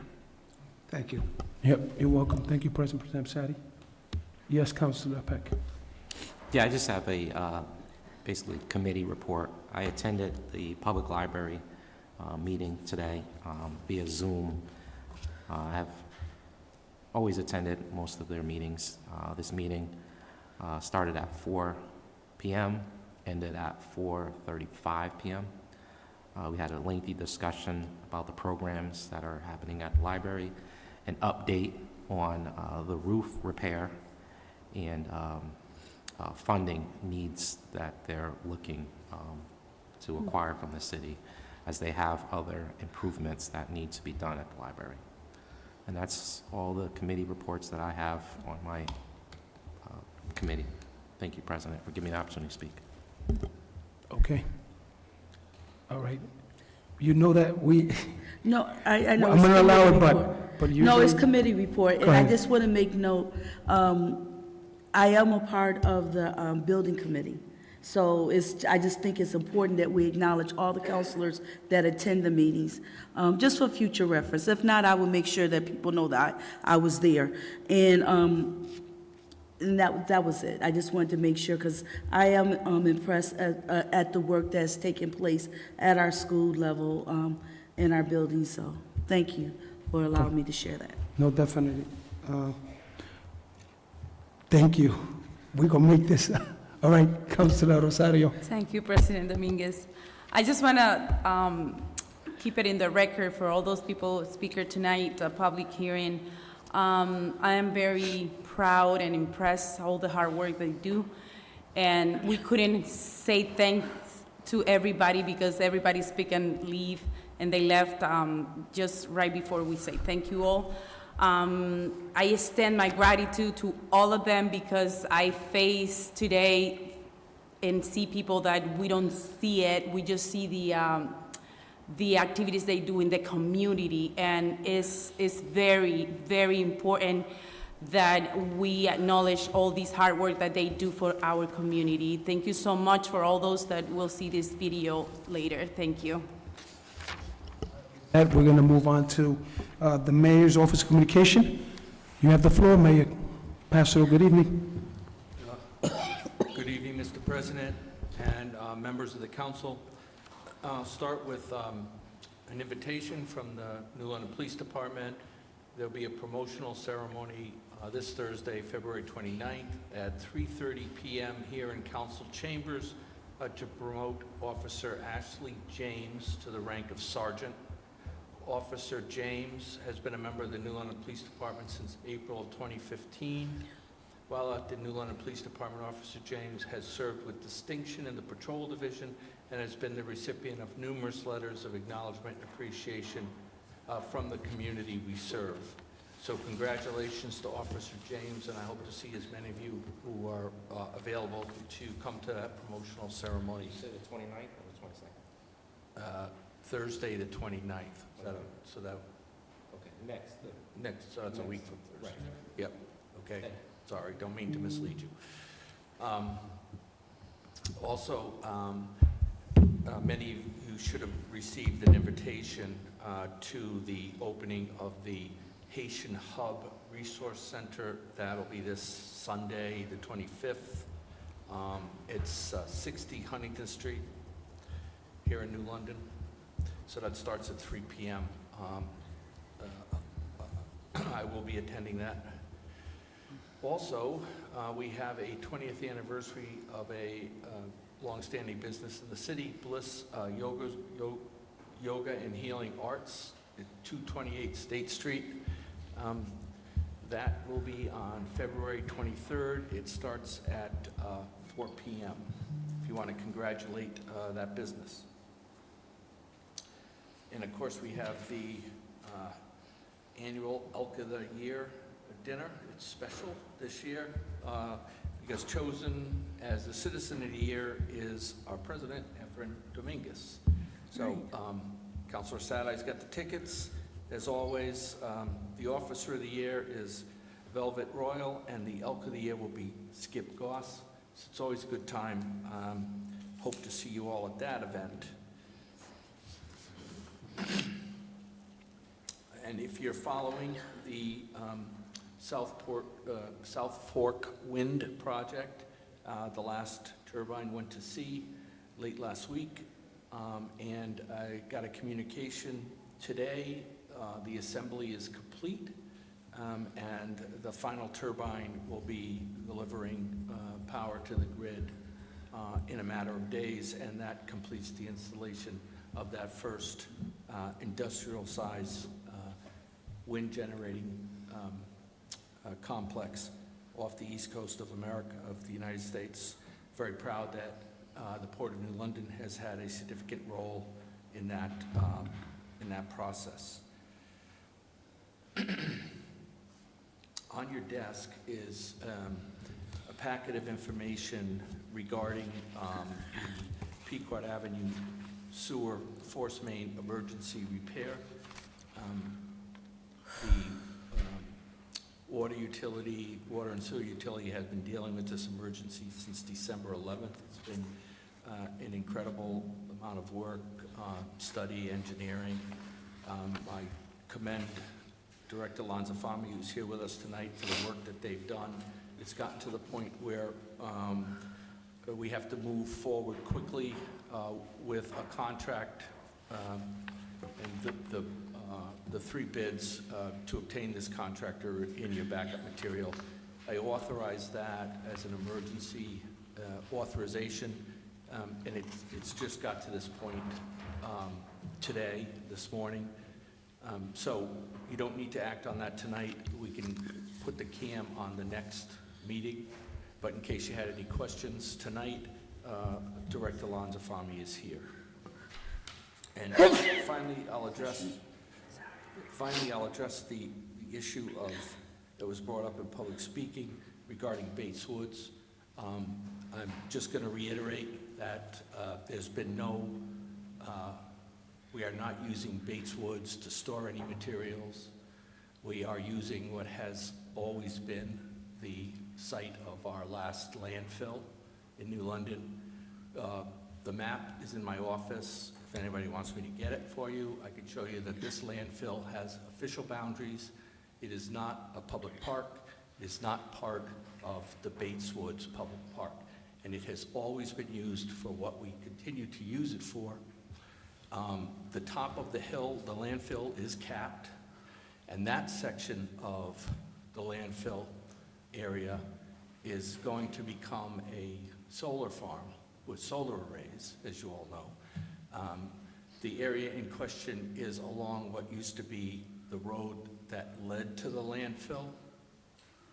And even as a child, I remember going to this landfill. That's where we got rid of our trash back.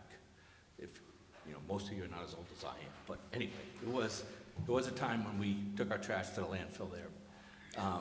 And it's still what the Public Works Department uses as laydown area, and our public work contractors, not just one of But any of the public works contractors use that area for basically lay down and storage. If it's concrete, it is kept there until it's pulverized and removed. If it's granite curbing, it stays there until we get authorization to be able to provide the granite to a third party. Currently pending is a request by Fresh New London to use a considerable amount of that for their the area that they're improving for their public garden on Cottage Street. I'm not sure where we are in the process of approving that, but when we dispose of any material in the city, we have to go through the purchasing agent and a certain process.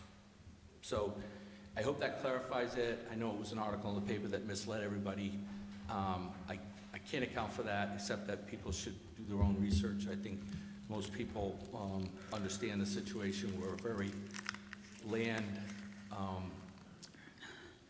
constrained municipality. In order to do the work in these large projects that we do every year, miles and miles of sidewalk, our contractors do need an area to store the material, the demoed material. I hope that explanation helps. And that concludes my report, Mr. President. All right, thank you. Mayor Pastor, any questions? Okay. Councilor Peck? Thank you, President Dominguez, through you to Mayor Passero. I know you've been very busy today. We had a ribbon cutting ceremony at 147 Bank Street, a new spa that was opened up on Bank Street. I did stop by there and meet the owners of this new spa. They're right next to the Telegraph. So if anyone is interested, please stop by this new spa and check them out. They're very nice, you know, and I just want to always bring light to all the new businesses that are taking the time to, you know, start up here in London. So I just want to bring that to everyone's attention for the record as well, for everyone's listening. Thank you. I was actually at that earlier. I must have missed you there. So I was there, but I had, we're currently in the middle of the calls with the rating agencies ahead of our bond offering in another couple of weeks. So that's high stakes and took priority today. But I was able to stop by for the very beginning of that ribbon cutting sponsored by the Chamber of Commerce, which we thank them for their continued support of our businesses. Thank you. All right, we'll move on. Thank you, Mayor Pastor. You got some people. Oh, okay, if nobody raised, okay. Let me go to Councilor Hart first. President Pro Tem, let me go to Councilor Hart. That's fine. All right. All right, President Pro Tem, you on. Thank you. So through you to the mayor, I was going to pull and did have a question in reference to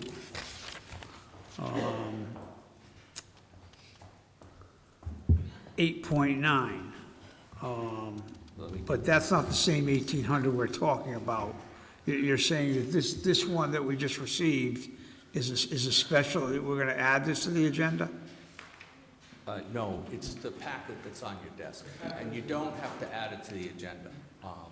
You have that option, but it can wait until the next council meeting.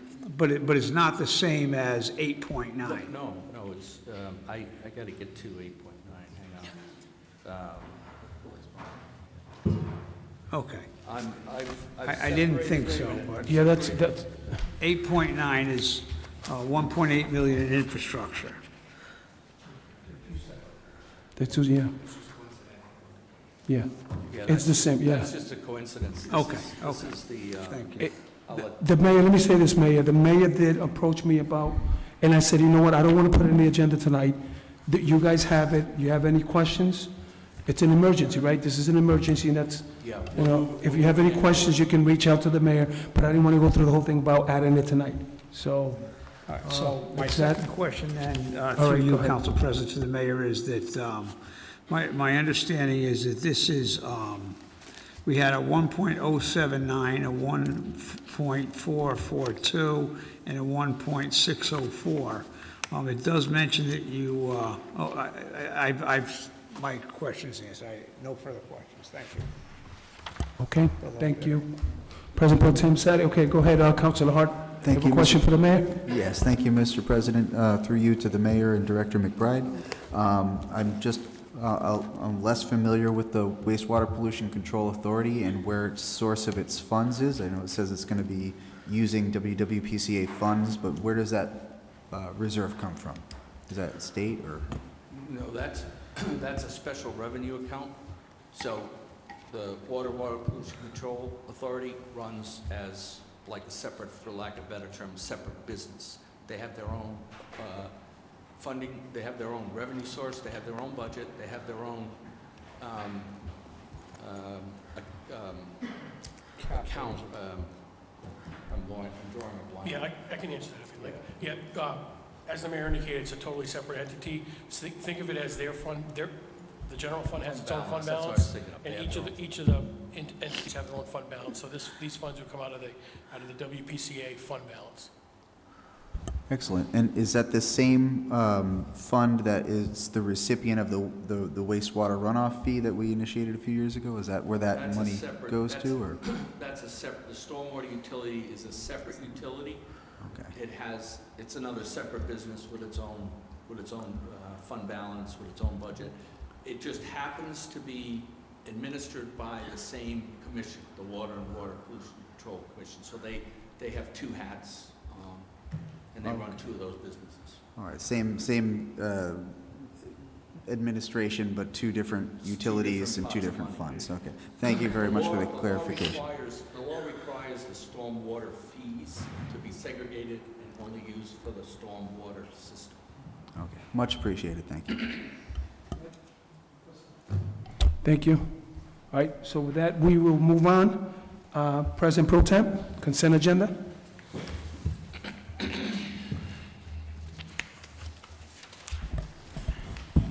February 20th, 2024, that the consent agenda proposal says set forth at the regular meeting of February 20th, 2024, are either one, accepted for the record, two, refer to the committee name, three, wait from the committee to be acted upon as proposed, or four, consented to as proposed. Can I get a second? Second by Councilor Rosario. Thank you. All right, with that said, I'm going to start reading the items. Make sure, please, to state your name when you want to pull whichever item of the agenda you desire. All right, so 7.1A, B, C, D, E, F, G, H, I, all right, 8.0, new business, 8.1. Councilor, okay. Yep, okay, President Pro Tem Sadi, 8.1. All right. 8.2, 8.3, 8.4, 8.5, 8.6, 8.7. All right. And 8.8, all right. 8.9, 8.10. All right, thank you. All right, 8.10. 8.10. Yep, thank you. I'll pull 8.11. And also 10.0. Yep, I'll pull that.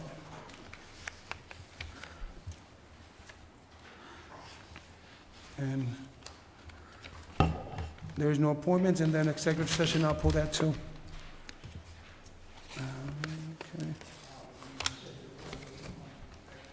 8.7 and I'll pull, and also 8.11, I'm sorry. 8.11 and also 10.0 executive session. All right. President Pro Tem. All items having the unanimous support of the city council are hereby adopted by a single roll call vote. The motions are seconded. The chair calls the roll, and the chair declares the motions to be unanimously voted and adopted.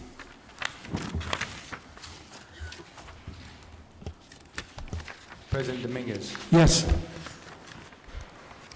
Councilor Hart. Yes. Councilor Rosario. Yes. Councilor Dice. Yes. Councilor Peck. Yes. President Pro Temp Sadi. Yes. You have 6 yes. All right, thank you, City Clerk Jonathan Ajala. Okay, with that, we will begin. Make sure that if you pull the item, make sure you move it to Cam and wait for the second. We'll start with President Pro Tem Sadi, 8.1 Bank Street decorative lighting. Move to Cam. Second. City council hereby approves the purchase of decorative lighting from Bank Street to CB Bright in the amount of $101,200. City council further authorizes the mayor to sign any and all documents necessary to effectuate said purchase. Funding is available in 36417399-57400 COMCH. I just have one question. What does the acronym COMCH mean?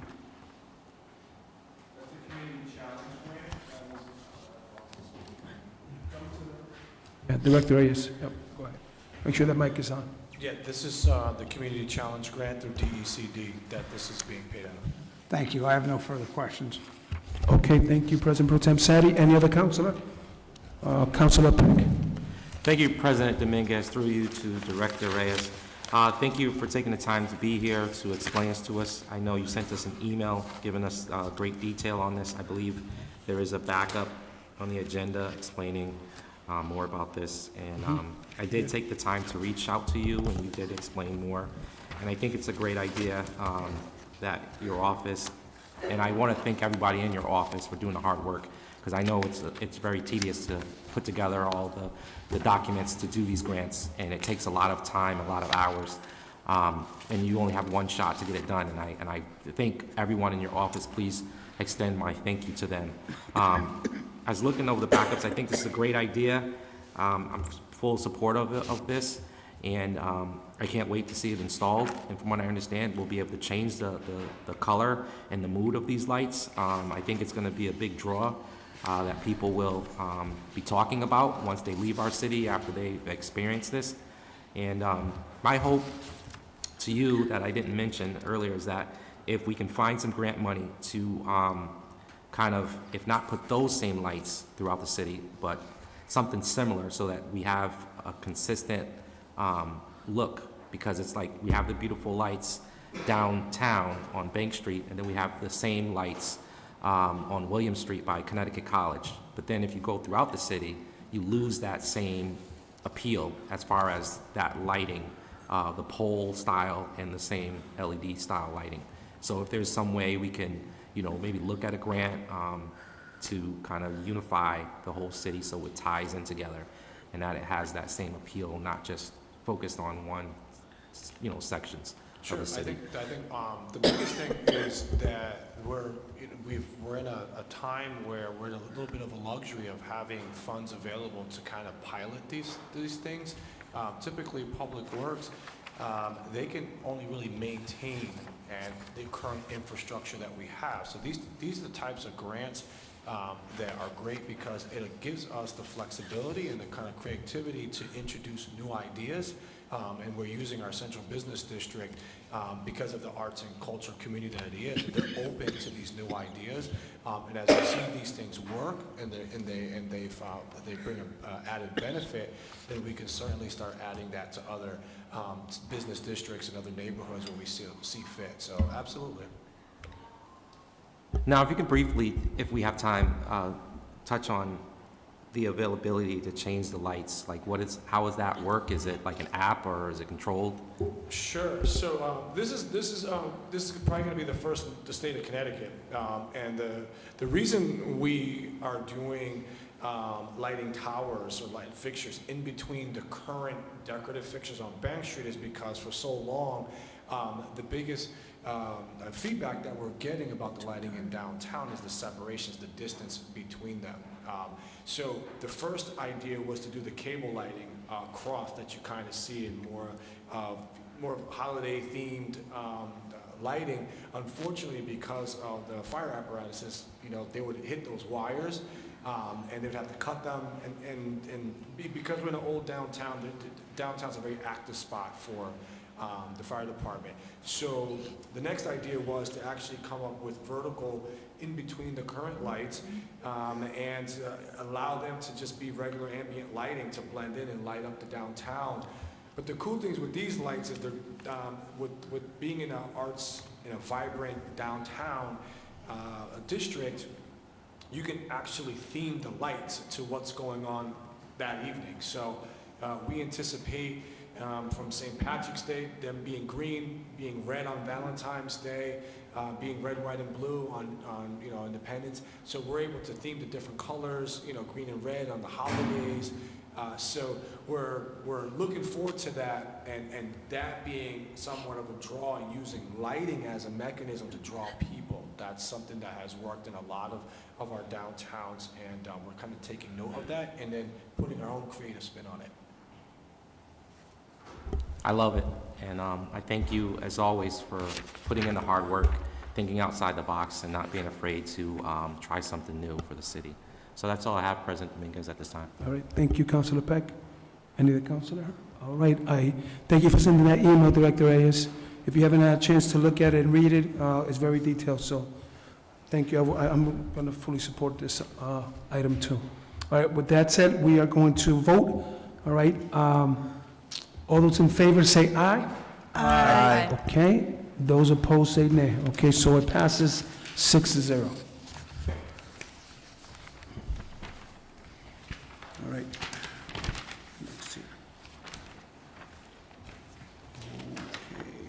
We'll move to 8.7. That's President Pro Tem Sadi. Move to Camp. Second. City Council approves orders number 02-20-24-05 in the amount of $215,000 made from fund balance for the purpose of transferring available funds to the capital reserve project in Fund 3600.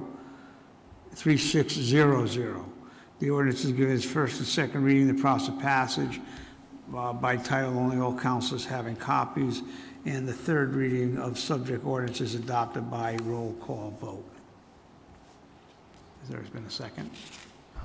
I second it. Yep. Oh, thank you very much. Yep, it was So seconded. through you, Thank you. Council President, to Director McBride,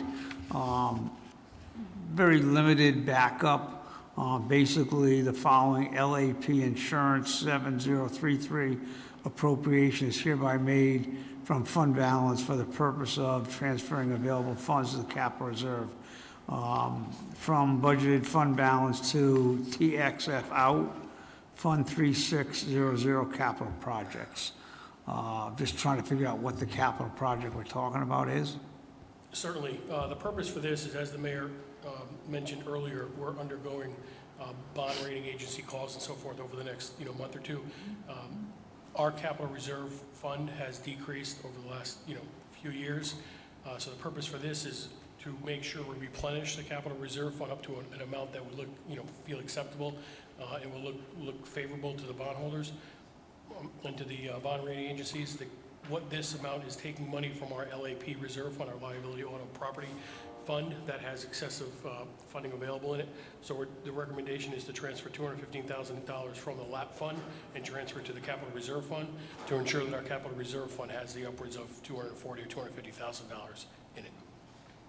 Thank you. I have no further questions. Okay, any other councilor? All right, this is a roll call vote. Let's have City Clerk Jonathan Najarian. Roll call vote, please. Councilor Dice. Yes. Councilor Rosario. Yes. Councilor Peck. Yes. President Dominguez. Yes. Councilor Hart.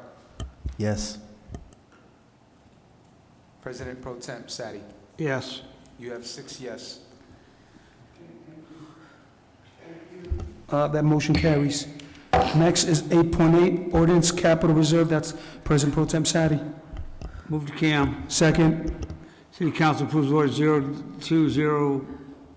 02-20-24-06, the amount of $215,000 made from the transfer from LAP Insurance Fund 7033 to Fund Capital Reserve. The ordinance is given its first and second reading in the process of passage by title only. All councils having copies. The third reading of subject ordinance is adopted by roll call vote. Through you, Council President, to Director McBride. Sort of sounds pretty close to what I just read and what we just voted on. And so what am I missing here? Yes, 8.7 and 8.8 are pretty much identical. They're really just differences due to accounting. 8.7 takes the money out of the LAP fund, LAP fund. 8.8 accepts it into the capital reserve fund and designates it to a particular bucket, which is the contingency bucket. But they're interrelated. It's the same transfer of funds. It's really just an accounting term. Okay, so could you explain to me what contingency is? It's a contingency account within the capital reserve fund. We have other funds such as equipment and vehicles and so forth that you could put money into. We don't have a specific purpose for that $215,000, so we just have it into contingency, but it is within the capital reserve fund. And as you probably recall, we don't have the ability to use that capital reserve fund unless we come back to council and ask for your approval. So we're not asking for any expenditure item here. We're asking to fund the capital reserve fund an additional $215,000. If and when we decide to use those funds for anything, we would come back to the council and ask for approval. It's just a contingency. It's not being designated into a particular capital item at this point. And then the project colon is CAPR3. What does that acronym mean? Capital Reserve Fund. Okay, that's sort of what I thought, but thank you very much. I have no further questions. Okay, thank you. Any other councilor? Seeing none, we'll go roll call vote. City Clerk Jonathan Ayala, go ahead. Councilor Rosario. Yes. Councilor Hart. Yes. President Dominguez. Yes. Councilor Peck. Yes. President Pro Temp Sadi. Yes.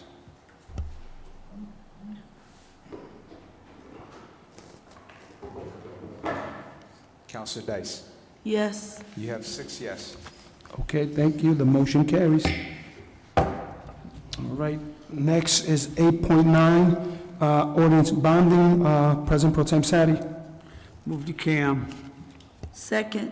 City Council approve ordinance number 02-20-24-07 is an ordinance appropriating $1.8 million for the purpose of evaluating, planning, design, construction, repair, replacement, improve, and modification to the city's infrastructure, including roads, sidewalks, and/or parking lots, and authorizing the issuance of 1.8 million bonds of the city to meet said appropriation, and pending the issuance thereof of making a temporary borrowing for such purpose. The ordinance is given its first and second reading in the process of passage by title only. All councils having copies.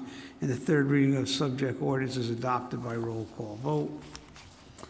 Through you, I'm assuming that this is to Director McBride.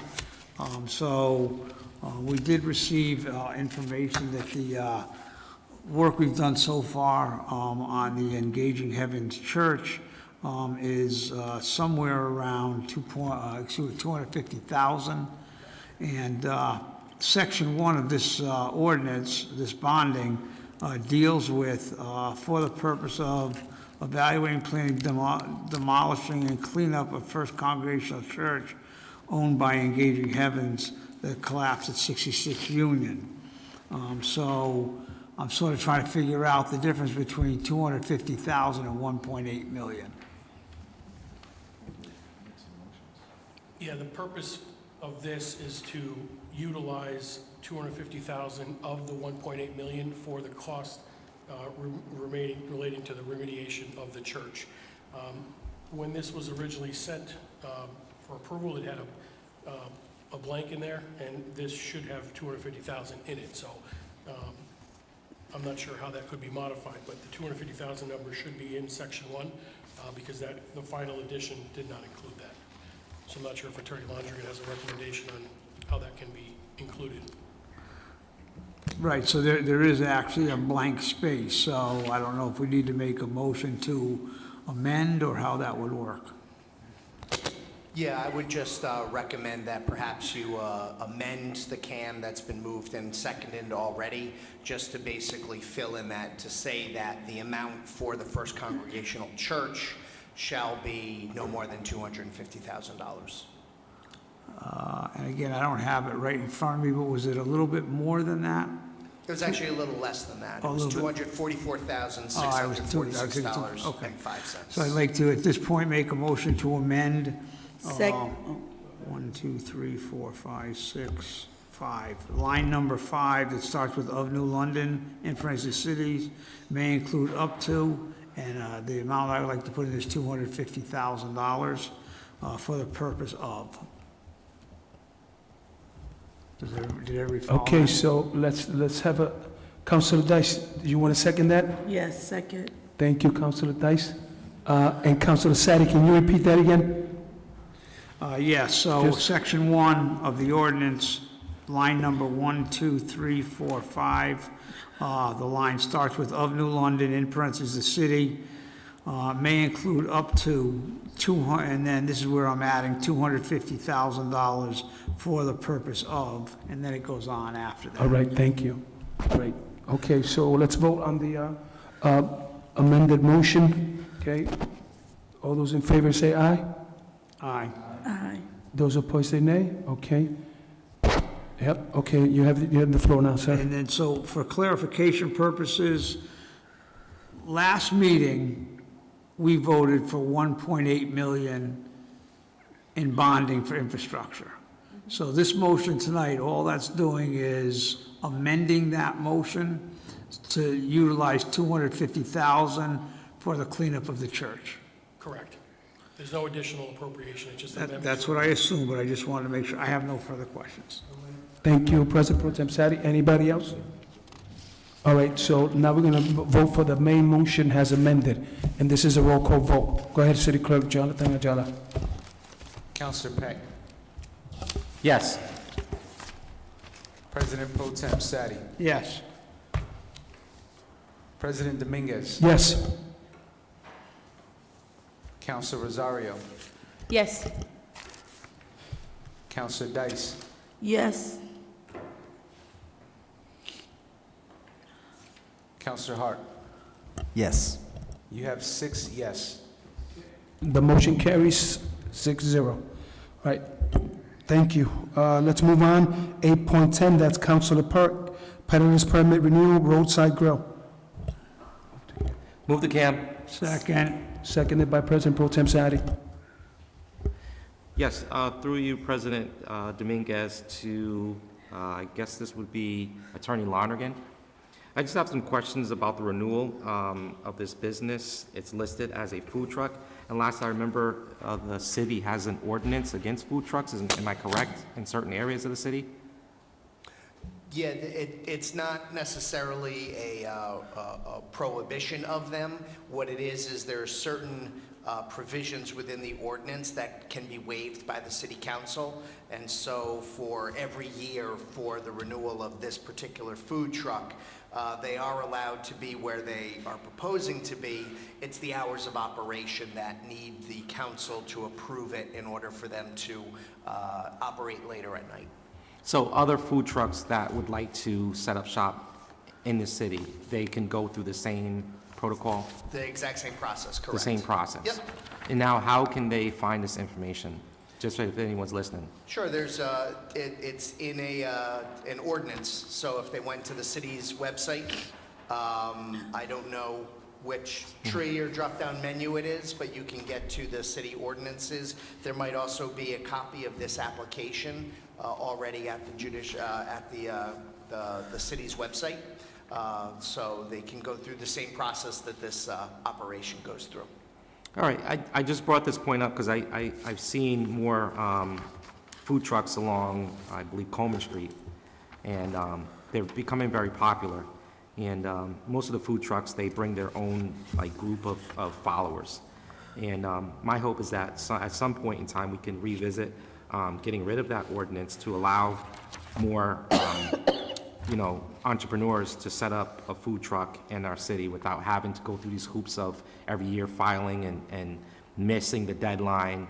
And, because when you're running a business, I had my own business at one point, a lot of times you're that person, you have to do everything, and a lot of times you don't have the time to run around to remember different times that you have to fill out paperwork and deadlines and things of such. So, I just think if we can make this process easier and just look at, and I'll get with you offline at some point to look at it, see if we can bring that back to council and get rid of that ordinance so that we can free up and allow, other, businesses to set up some type of food truck. I would say the one thing to consider is the reason for the ordinance's existence to begin with. One is through the Department of Health to make sure that all of these operations are regularly updating their permits there. But one of the other reasons for the ordinance existence is so that food trucks cannot be in the central business district where most of the city's restaurants are. There was a little bit of friction between the restaurant owners taking exception to food trucks coming in, obviously maybe parking right in front of their restaurant and taking some people. So I hear what you're saying. There might be ways that we can look at that ordinance to streamline it a little better, but its origination and its construct was put in based upon a lot of different factions, if you will, within the city, looking at what was in the best interest for the city and the operations of food trucks. Thank you for clarification, and I understand, and I'm sympathetic to the businesses downtown, and I travel, I leave New London, and, I've seen in other cities that they have food trucks in the business district area where there are other restaurants. I mean, New York, it happens every day where you see a food truck right in front of a brick and mortar restaurant, and both industries are thriving. So I don't know why in here that we have this mentality that it can't happen. So, again, if we can just look at it of all alternatives to see if maybe not in the central district, other areas of the city, if they can, make this process a lot easier. Because like I said, I've seen it in other cities where both businesses thrive. They're each their own. So I've seen that. So thank you again. Okay, thank you, Councilor Peck. Anybody else comment on that? All right, Councilor Hart. I want to thank Councilor Peck for his comments, and I just want to offer my unqualified support for Roadside Rob, who's always been there for us. And a lot of times, people are filling their bellies with something other than food at an establishment that does not perhaps serve food, and he has been there to fill those bellies. So, thank you. All right, get a plug in there. Thank you, sir. And real quick, again, I pulled this CAM in support. Obviously, I'm always in support of small businesses. Yes. I just pulled this CAM to just kind of shed light on the ordinance that we do currently have about pertaining to food trucks. So again, I for the record, support this business like I support all the businesses here in New London. And I just wanted to thank you, Councilor Hart, for also recognizing this this business owner that's here that I have seen giving food to people that are less fortunate at times as well. So this individual does go above and beyond and help out our community, as other businesses here do the same.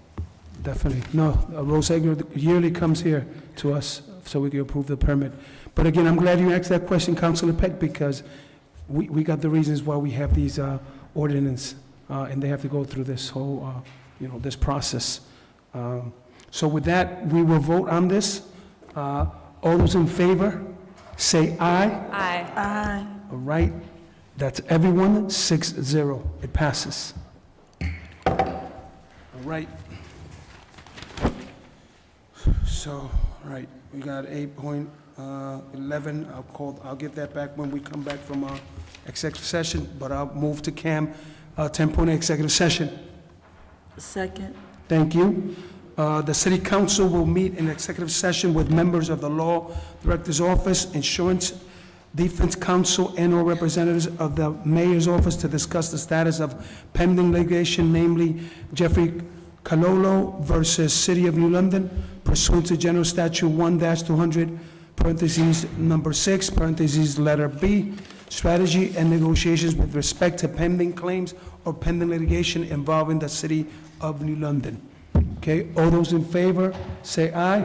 Aye. Those opposed, say nay. Okay, we are going to go into executive session, and we'll be back soon.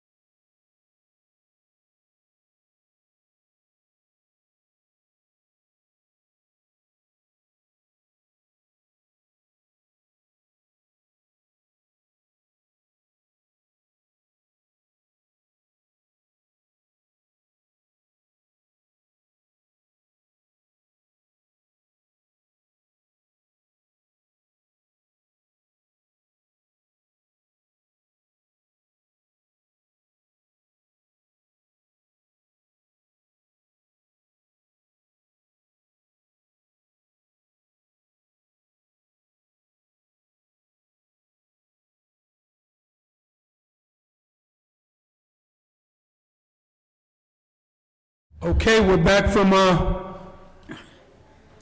executive session, all right? And I'm gonna pull, and no motions were made, no votes were taken. And at this time, I am going to be reading 8.11. The city council approves the, no, excuse me, that's not it, sorry. The city council hereby approves the proposed settlement in the lawsuit Jeffrey what is it? Is it Calalo versus City of New London, and further authorizes the mayor to sign any documents necessary incidentals to effectuating said settlement. All right, all those in favor say aye. Aye. Aye. Those opposed say nay. Okay, the motion carries. I'm looking for another motion. I'd like to make a motion to adjourn this meeting. Second. Okay, it's been seconded by Councilor Rosario. All those in favor say aye. Aye. Those opposed say nay. Okay, this meeting is over at 8:49. Good night.